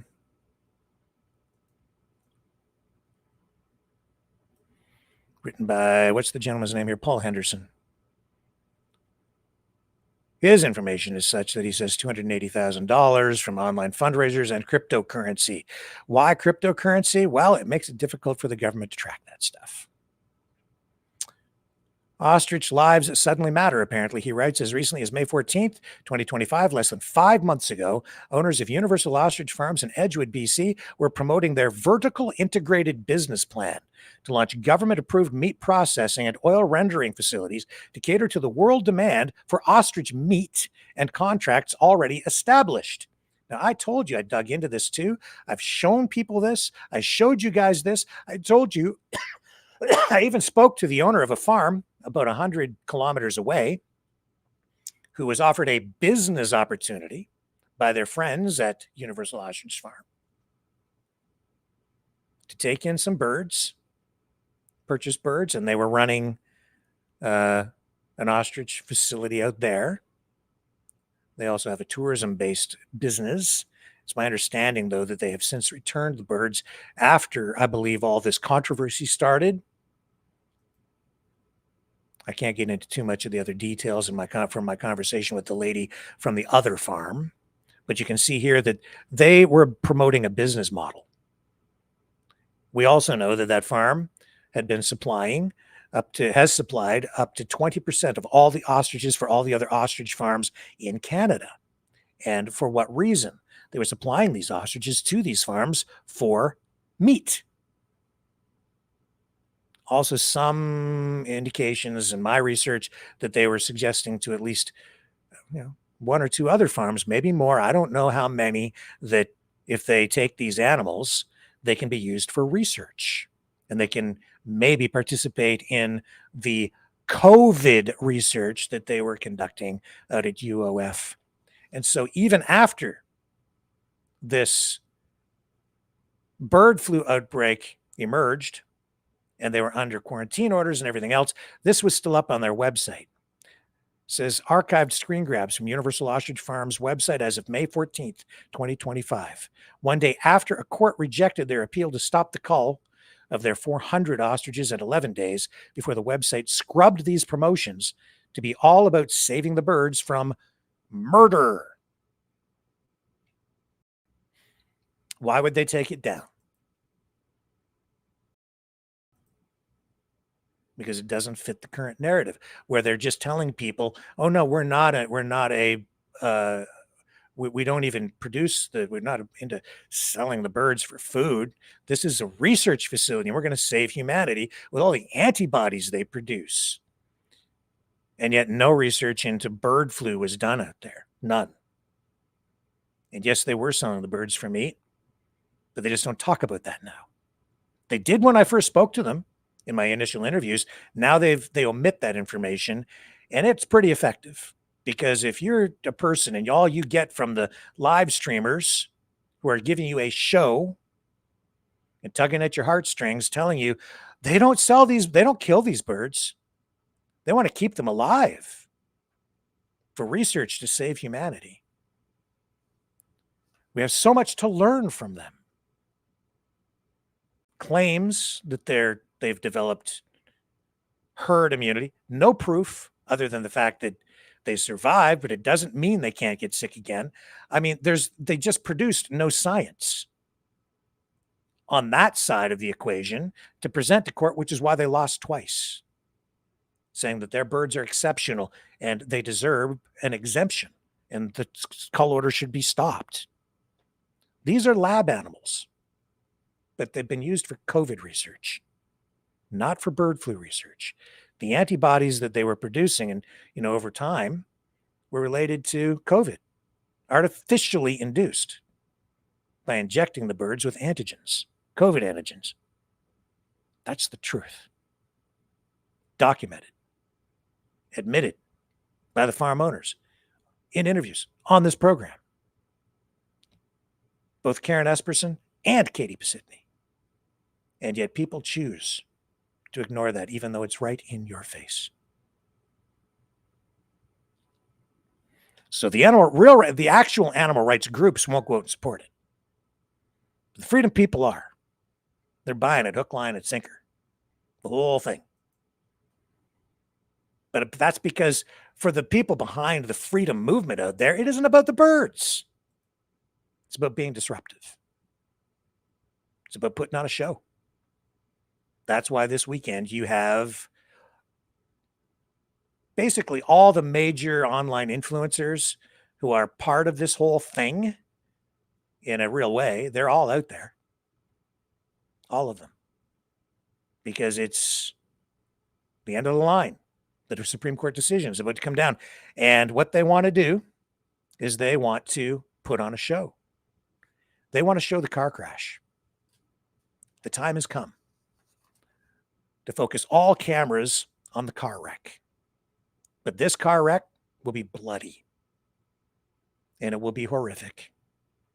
Because people, city slickers in particular, who still think their milk comes from the supermarket, don't think about the farm, don't think about the realities of food production.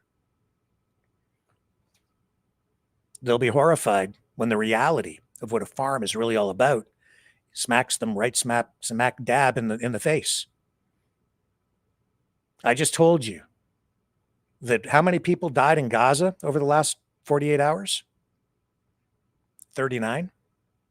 See any bodies? There's more of that stuff surfacing online these days, but even there, I don't show it to you.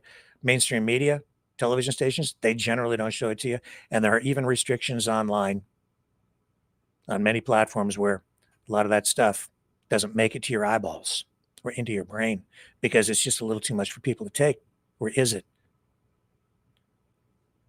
You know, a lot of that war footage, people watch that, even the Charlie Kirk assassination, people watch that and they're like, I don't know, it's desensitizing to people. But I think people, as upset as maybe they were to watch that, they're going to be more upset when the ostriches are killed. If they manage to show people. And even if they don't show people, if they record the audio, if there is any audio, we're being told they're going to be shot, but I doubt that. But they want to show it. That's why they had all those security cameras up, because they want to put on a show. In my view, that is exploitation in itself. It's gratuitous violence.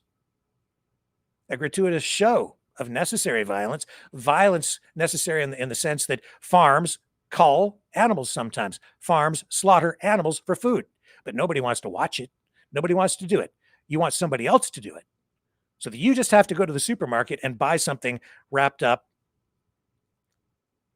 in plastic wrap and not really think where it came from.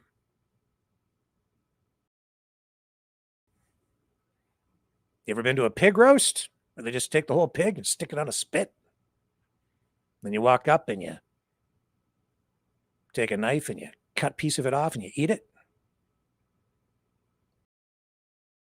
As a city boy, I can tell you that I find a little bit unnerving. But of course, that's the reality of it because you're looking at it smack dab in your face. There's the pig's face on a spit. Most people don't want to see that. And they certainly don't want to see the animal be killed so that they can have dinner or lunch. And so you see, when you personify them, you give them a name like Spirit or Sarah or Charlie. And then you accuse the government of hiring assassins. That's the word, assassins.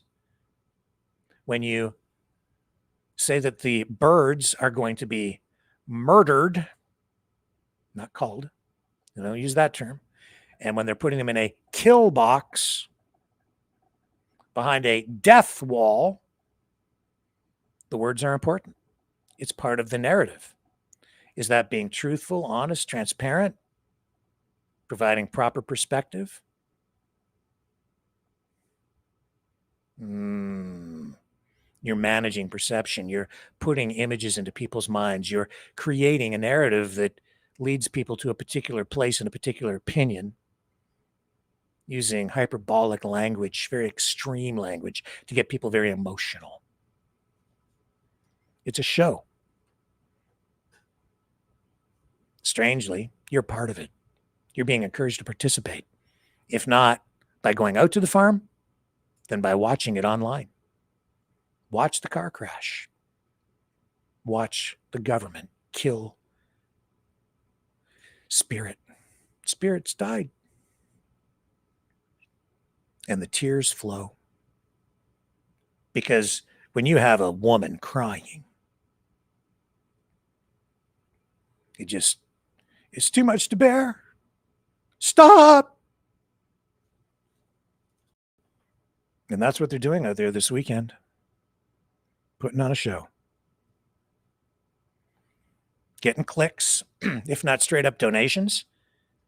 They're making money from their live streams because the ratings go up. Plus, they build their channels. And you know what they're doing that with? They're doing it on the backs of the ostriches. No sensitivity. They don't, if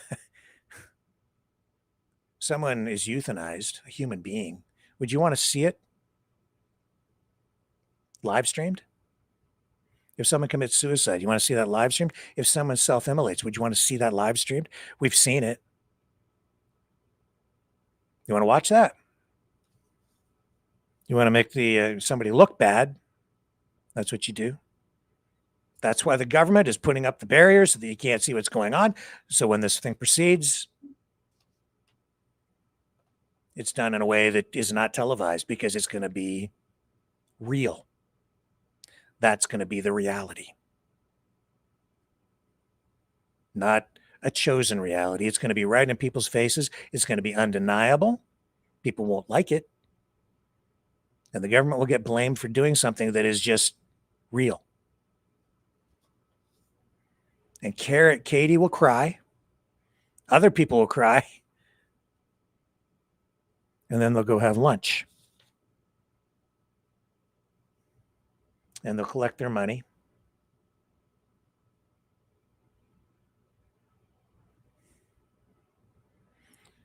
And then I don't know what they're going to do after that. On the flip side, what if they save these birds? What if they save them? And the cull is called off. What does that lead to? What are the consequences? What happens after? I've asked, I never get an answer. Because these guys are the same people, most of them, and you're getting more out there now because this is a really good issue. This is really ramped up. So you're getting more of the freedom movement around it, which is very disappointing to me that I'm seeing this exploitation of the birds by the freedom movement. But the core group, it's a lot of the same people that have been showing up at these very disruptive things, whether it's parking on the side of the highway and, achieving very little, if anything, but, camping there for free for the summer, or going out to that campsite outside of Ottawa last year and just camping out for free and then leaving a big mess behind for the farm owner, causing problems, but achieving really nothing. In fact, and I'd say alienating at times a lot of the public, and then wondering why you lose all the time. But this one, this is even better than the Save the Children convoy. This is something people can really be upset about. Because it's birds personified. The people care more about them than they do about the people being killed in Gaza. I learned that too, working in media a long time ago.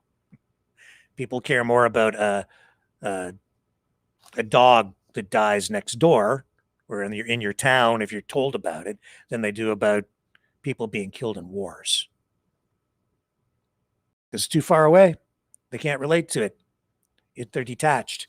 Doesn't affect them directly, but man, you do this online. You tell this story effectively. You control the narrative. You give these birds names. People become attached to them like they're pets, their own, and they care. So what happens if you save the ostriches? Well, they're either going to be sold for food, not likely because they've been experimented on, so they're biolab birds, but it could happen. They were selling them anyway without, I think, proper government oversight. I'd have to explore whether they were following the rules on that. But they were selling them for meat anyway, were for a long time. So they're either going to be sold for food and killed, or they're going to be condemned to an ongoing existence as a lab animal, where they will be not taught to perform tricks, not kept as pets, not jumping through hoops at a circus, not under the care of a trainer, not like the whales, where at least when the park was fully functional up until last year, the whales or they were swimming around and they were getting care and there was at least some stimulation with their interaction with the human beings who were there with them working every day. Less so now because nobody goes to the park anymore. It's shut down. But what of the ostriches? No, they'll be used for lab research of some kind, which you will pay for, by the way, likely through government grants, because if they get that, I guess the government would have to follow through then by setting up some sort of a research program and supporting that through probably grants to a university, probably UBC or somebody else, or maybe something with a big, I don't know.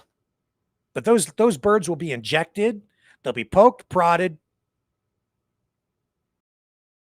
and prodded and poked.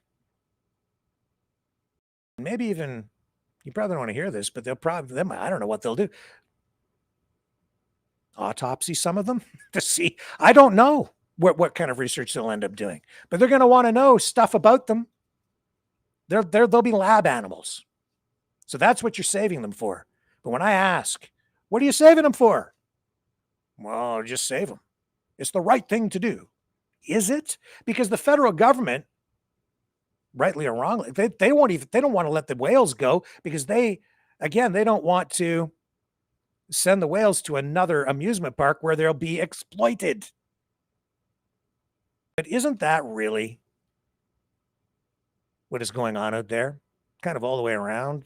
Well, certainly on the, actually, I'd say on the government side, I don't know what the government involvement has been, the full extent of it, if any, with regard to the COVID research, other than there was some involvement or some government money that went to the laboratory in Quebec, Immune Biosolutions, which was providing the antigens to the farm for a while. And the farm was giving them eggs out of that lab to supplement research that they were doing into antibody research on chickens. And they did a little bit with the ostriches for a while. The new owners then of Immune Biosolutions cut all that off. Exactly why, we're not sure. You can speculate. It's a conspiracy of the government to stamp out the science. No, I don't think that's exactly what it was. But you can believe whatever you want because people are picking their own reality anyway, even as I convey real information here again tonight with regard to all of this. But I'm not in lockstep because I'm a Maverick. Always have been. 20 whales, dolphins, going to euthanize them to protect them from a life of torture in a Chinese amusement park. No protests there, though. Everybody's out at the ostrich farm. So, I don't know. Why don't you get all that money and buy the whales? Buy one of them. There's enough money there to buy a whale, and then you can take care of it. You want to do that? If you're going to save these ostriches, don't you think you have a responsibility to make sure that they're cared for properly afterward? You're going to be responsible, if you're going to support this, to make sure that they live. So just like adopting a puppy or an abandoned animal from a rescue shelter, you take in a dog, you make a commitment for that dog's life. You save these ostriches, I say it's on you to make sure that they are properly cared for moving forward for the remainder of their life. Otherwise, you save them and maybe condemn them to a life of abuse. So it's important to ask that question, whether it's about animal welfare and the consequences of your actions and the actions of those people out at the farm. Where does that lead? What comes next? After you're done causing all your disruption out there, what then? I know what you don't like, and I know what you want to tear down. You want to tear down the whole cull system. You don't think it's fair. You don't like it. But what are you going to give me on the other side? What are you going to do to make sure that people are kept safe on the other side? What are the consequences of your actions on the people or in your community, on the other farmers in that area, in that region? What are the consequences on the entire poultry industry? And yes, ostriches are poultry. They're telling you a lie when they tell you otherwise. They are poultry. I showed you. You can look it up. Just type it into Google. Why are they lying to you? Because they're spinning up a narrative. They don't want you to think of them as poultry. They don't want you to think of them as food. They want you to think of them as spirit, as Sarah, as Charlie. You'd better be thinking about what happens to these things on, say, Tuesday or Wednesday of next week if you save them. That's on you. But you know what's going to happen? They save those ostriches, all those people are going home. They save those ostriches. The people who wanted to end this thing, they just chalk up a win in their political column, and they're gone. And they'll forget about those ostriches, and it'll drop out of the news cycle. And within 48 hours, all the people who are livid right now are losing their minds and crying on cue because Katie cues them with her tears. All of you will forget about this. That's always what happens. Because these stories at the moment seem like they're the most important thing in the universe. Because they get you emotionally drawn in, and in this case, I would say into the abyss. They don't make you think about what's on the other side. And it's easy to destroy things. It's difficult to build things. It's difficult to conserve things. It's difficult to protect things. But it's easy to just wreck stuff. It's easy to just get in there and scream at the top of your lungs and be disruptive in a chat or in a meeting and just destroy stuff. You can burn a house down in minutes, but it takes weeks or maybe even months to build one. You tear this thing down, you tear the system down, you tear down the sovereignty of the country, you blow it up, you burn it down. That's what they're doing out there. And in the course of doing that, they're profiting from it. They're getting clicks. They're building channels. And in the end, this just shows me that they don't really give a damn about the birds, because you can't get a straight answer. What do you get on the other side? Like, really, do you have a plan? Do you have funding to make sure these birds are going to be taken care of? You say you want research. Do you have funding for it? That farm already in financial distress. I don't know that they'll have the funds to take care of them on the other side. They might, because they've got big billionaires who are, because of the political activism, they're saying, we'll support you. Don't you worry about it now. Whatever the legal bills are, they're covered. And yet they're still asking you to donate. So maybe, or maybe they'll come back to you and ask you to donate even more as they conduct this research that they're apparently going to do. What research? Into what? What's the plan? They don't have a plan. If I set up a business to get a loan from a bank, I have to present a business plan. But I don't even know what their plan is because they don't have a plan. Their only plan, the only thing we're hearing from them tonight is just save the birds, test them. Why? Because you just want to do whatever you can do to embarrass the government. You don't really care about the birds. I don't even know if those are the same birds. Are they the right birds? What happened to all the missing birds? Where are the missing birds? They said they had 400. Now we're down to maybe 300, maybe 330. So you've got 70 to 100 missing birds. The other thing I asked in the chat last night was, where are the babies? Where are the baby birds? I've asked, has anyone seen any baby birds at any time out at Universal Ostrich Farm in the entire time this controversy has been swirling around? Nobody came back with, no, I haven't seen any. None. That's weird to me. It's just an observation that has led to, I think, a valid question. And I'm not saying that the farm owners went out there with a truck in the dead of night and whisked away maybe a quarter of their flock and took them someplace else. I'm not saying they did that. Because, you know, I'm sure that they want to do the right thing.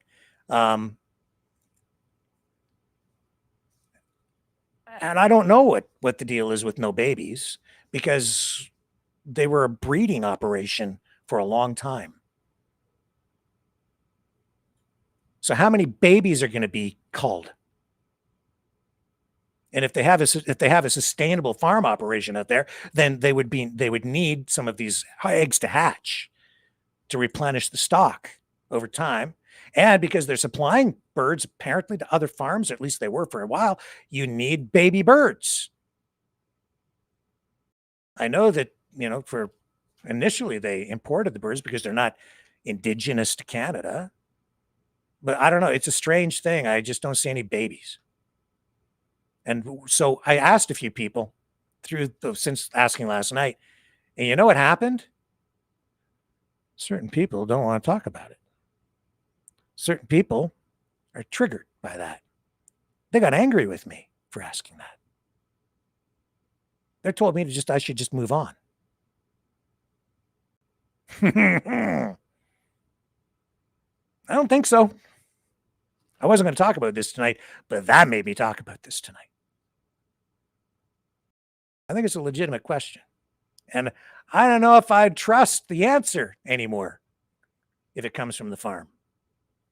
Because, when I had pigeons, I had bands, it's metal bands. And when the baby pigeons were born, when they got big enough, you would put the metal band over the foot and then put it on the leg of the pigeon, and it had a number on it. So that I knew that was my pigeon. And if that pigeon flew away, got lost, if it was a homing pigeon, say, and somebody got a hold of it, and maybe I found it, whatever, I could say that was my pigeon, because I had a record of even as a kid, I had a band on the leg, and it had a number, and I knew that would be mine. It was like a very primitive tracker. Serial number. I was just a kid. These guys lose 100 birds worth anywhere from $300,000 to $1.6 million, and no babies. And the interesting thing, and this is also why I'm wondering, they were injecting the birds with COVID antigen. We know that to get those antigens, they were not killing the birds. The antigens, the antibodies produced by the injection of the antigens, the antibodies were present in the eggs, which is where they were harvested from. The eggs.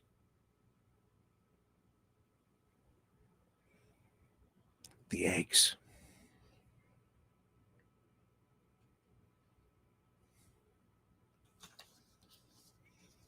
And no babies.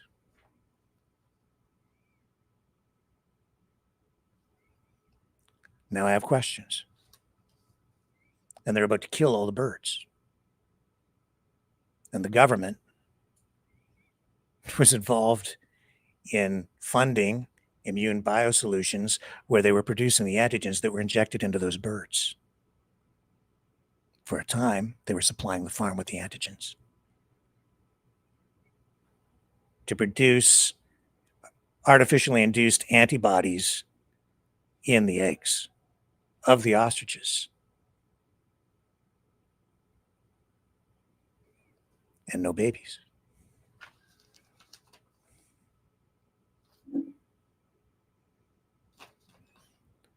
I don't know what the answer is, but I'm curious as all heck. And I don't know that we'll ever get the truth, even if they stop the cull. And what's going on out there? It's not about truth. I don't think anybody out there on either side, I don't think the government wants to give you any more information than they have to. Because they're not talking about the COVID research at all. In any of the releases from the CFIA, they don't mention it. In the mainstream media reports, I've only seen passing mention in a couple of articles where they acknowledge that they were doing COVID research. They conflate the COVID research and the antibodies with the bird flu outbreak, saying that the birds have developed a herd immunity, blah, blah, blah, but they don't really attribute the research. They say it's a research facility, but they never tell you that the research they were doing had nothing to do with bird flu. The only reason that they say those birds are producing antibodies related to bird flu is because they say they survived. But that wasn't research. That was just a bird flu outbreak, and some of the birds survived. That's not even unusual for ostriches, and certainly not at those numbers. That's not unusual. I've discussed that with you before too. And there's conflation of information from the other streamers who are saying if it's such a bad disease, it would destroy like 90% or 100% of all, they all would have died. That's not true. They're conflating the information, the statistics on chickens with the ostriches. But you see, it's a complicated story. And if you don't know the information, if you aren't aware of the nuance in the data, if you don't get accurate analysis, garbage in, garbage out, they can lead you to believe anything you want, especially when they conflate or even misrepresent figures, numbers, stats. How many birds percentages die, blah, blah, blah. They can tell you anything they want, especially if they have a controlled narrative and you get everybody in lockstep and they all repeat the same messaging over and over again.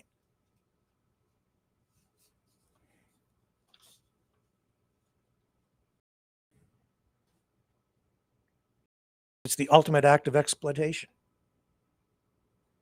Why? Because the truth is, for whatever reason, I don't believe that as I said, if the activists are successful and they have this call delayed or stopped, okay, they win politically because it's an assault on the Canadian system. It's an assault actually on Canadian food sovereignty because it compels, it coerces a change in the system, which is actually being facilitated and driven forward by big U.S. money, big U.S. corporate money, big U.S. ag business, big U.S. oil money.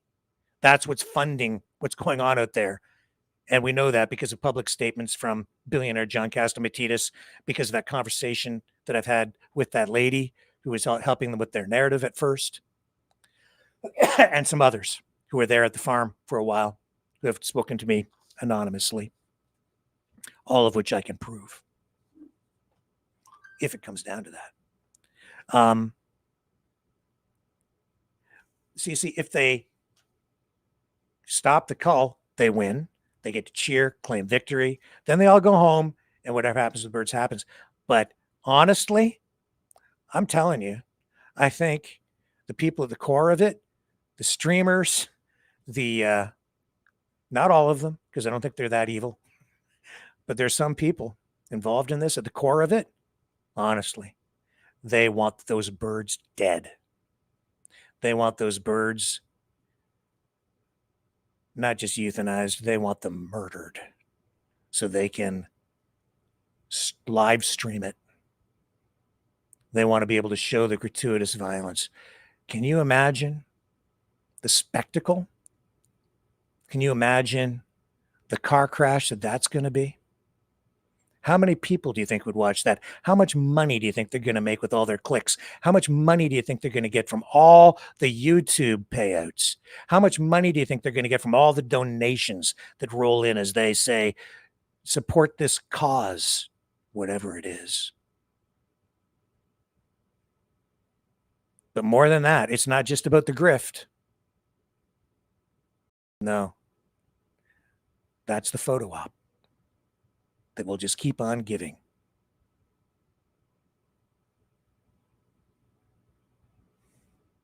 The photo op that will keep on giving.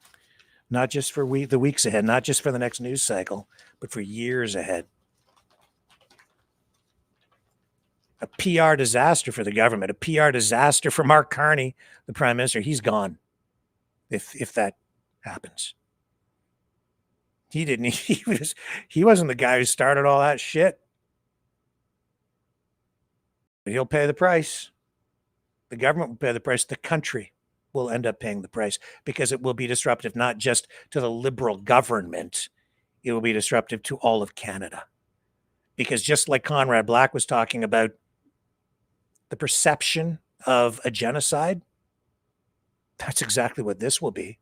It will be a perception of a genocide against ostriches, a mass murder, the assassination of Charlie. All the ostriches are Charlie, aren't they? That's why they named one of the ostriches Charlie after Charlie Kirk was killed. Because those birds never had names before. So now they get to name them whatever they want as they go along, with names that just suit the narrative. To tug at your heartstrings, get you emotional. And not just tug at your heartstrings, but tug at your emotions in the deepest, darkest places where it makes you angry over something that actually goes on every single day. I've been pointing out to people that over the last 6 months alone, 30 million birds have been culled in the United States. Home of the oligarchs who are funding what's going on out of that farm.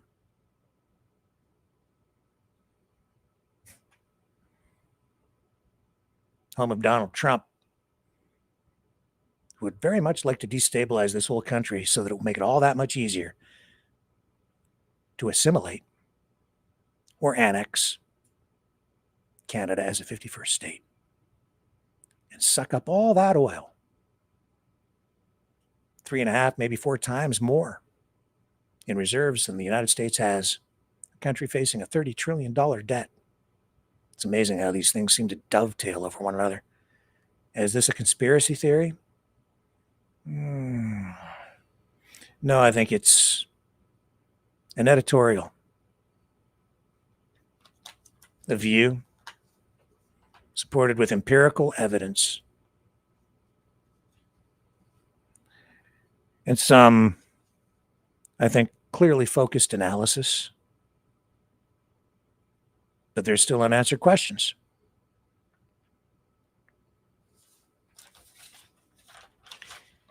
Checking my notes to make sure I haven't missed anything here, and that from the stuff that was bouncing around in my head in the middle of the night and early this morning. It's political opportunism,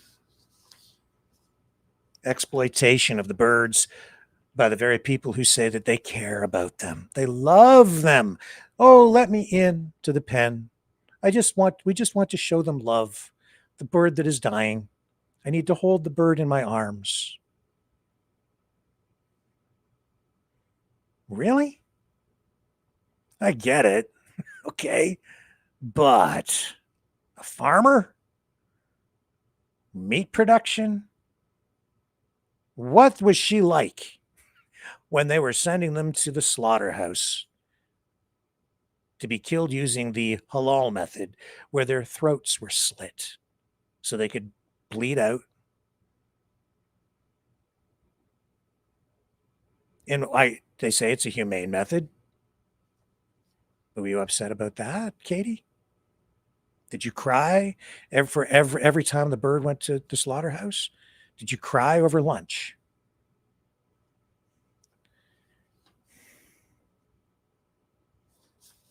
Wow. Unbelievable. But it's happening.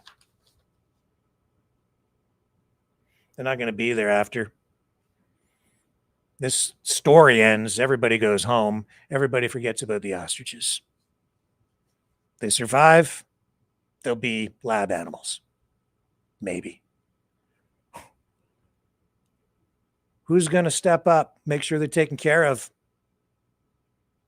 What if the farm can't afford it? What happens to the birds? Who wants them? I called the animal sanctuary where they took in. Remember down in Florida, right near Dr. Oz's farm? I spoke to the guy who ran that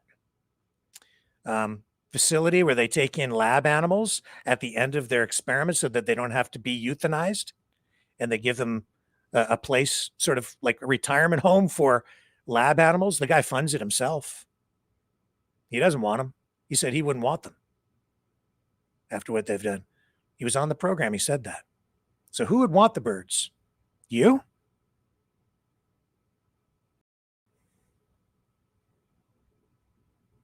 Do they have a plan?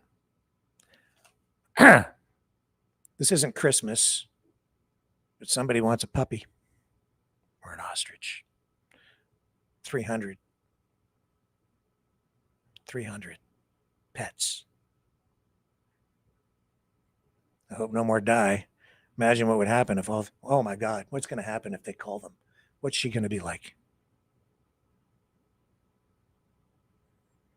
See, every one of those birds, they're using every bird as a martyr. Spirit.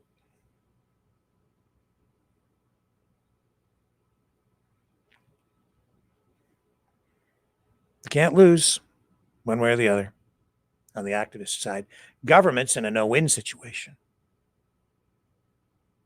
This is one of the most interesting and weirdest stories I've ever covered. And in a way, I'm part of it too, because the more I talk about it, the more it focuses attention on it, the more it fuels the debate, and the more people are exposed to the controlled, funded narrative. And I've been told, Rick, you can't win this one. Maybe not, because I think, and as I pointed out, for me, it isn't about preventing or not the call. For me, the issue is about truth, about being honest. Right now, I don't see anybody out there pursuing truth. I see people posting images that say, F the CFIA. Stop the call. We love these birds. We love them. Until you go home and forget about them. Or stop streaming and move on to the next thing. And so, yeah, I could lose. We could all lose. I lose, we all lose. Because I'm just here working for you. I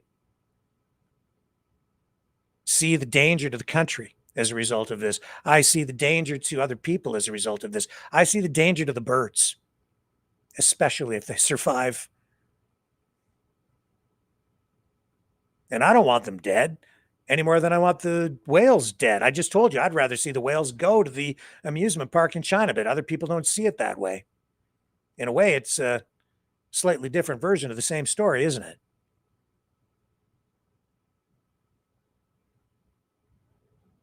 So, call them now or condemn them to a life of abuse. I think the whole thing is disgusting.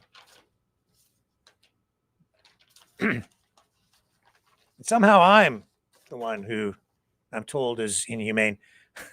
and a lot of these people, some of them, not a lot, some posting online saying that people who aren't supporting the narrative are less than human. I've seen people posting online saying that if for every bird, what was the quote? I'm paraphrasing, but basically if they kill a bird, somebody posted this online saying that the activists should take out a member of a CFIA agent's family. Saw that.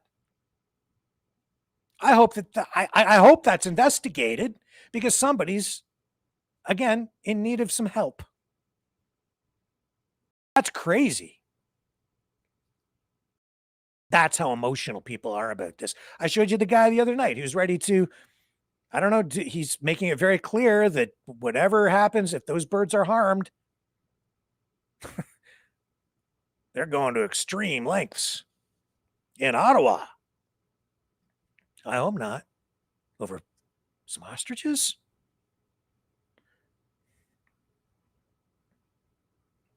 Wow. It's revolting to me. The whole thing is disgusting. I'm not the villain. I'm just a journalist doing my job, asking questions, getting you information that I hope gets you closer to the truth. But those other people out there flying out. If you want me out there, donate and I'll fly out. Boots on the ground. That's not journalism, it's activism. without a conscience. Yeah, when you fly home, what of the birds? All I know is it's going to be a car wreck one way or the other, and a lot of people are going to be watching. Gross. And people can't wait for it. It's like the old days with public executions.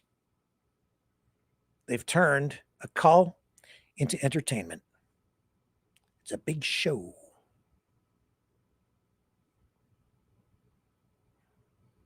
Choreographed. Funded.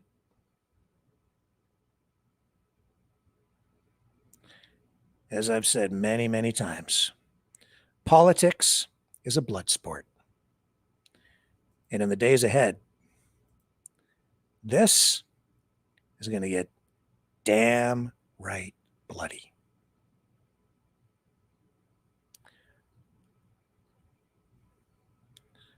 I'll see you guys tomorrow, 7 p.m.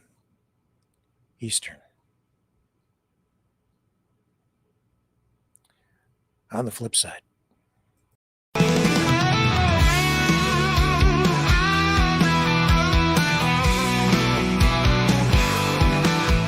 Well, I heard old Cosmo howling last night up on the hill where the moon shines so bright. He was singing a tune, lonesome dogs cry about freedom and running and touching the sky. If I leave here tomorrow, would you still remember me? Cosmo's free, running wild, wild as the wind can be. He's a free dog, he's a free dog, he's a free dog.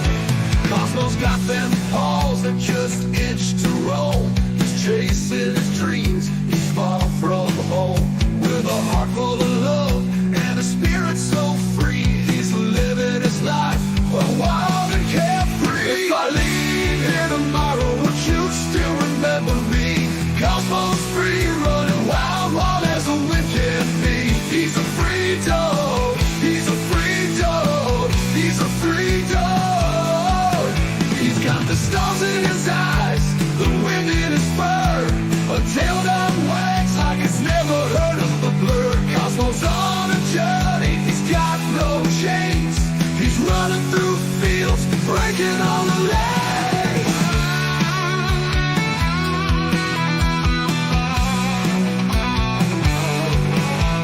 Now the night's getting cold and the sky's turning gray, but Cosmo's still out there, he's miles away. He's not looking back, he's got his path to tread. With every step, he's leaving his bed. If I leave here tomorrow, would you still remember me? Cosmo's free, running wild, wild as the wind can be. He's a free dog, he's a free dog, he's a free dog. So if you're feeling lost, just think of Cosmo's run. Remember his spirit, his freedom, his fun. And maybe one day, when you're feeling alone, you'll find your own freedom and let your spirit go. If I leave here tomorrow, would you still remember me? Cosmo's free, running wild, wild as the wind can be. He's a free dog, he's a free dog, he's a free dog.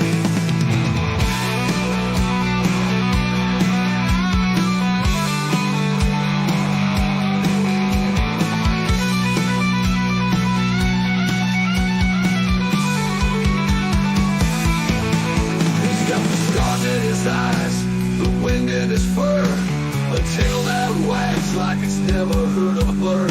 A heart full of love and a spirit so free.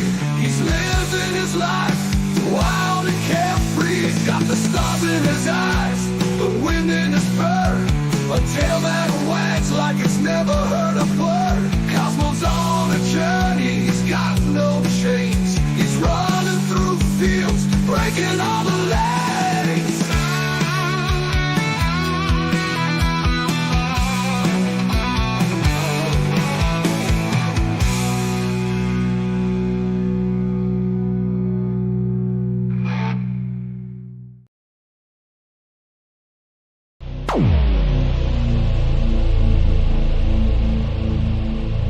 This has been a Maverick Multimedia production.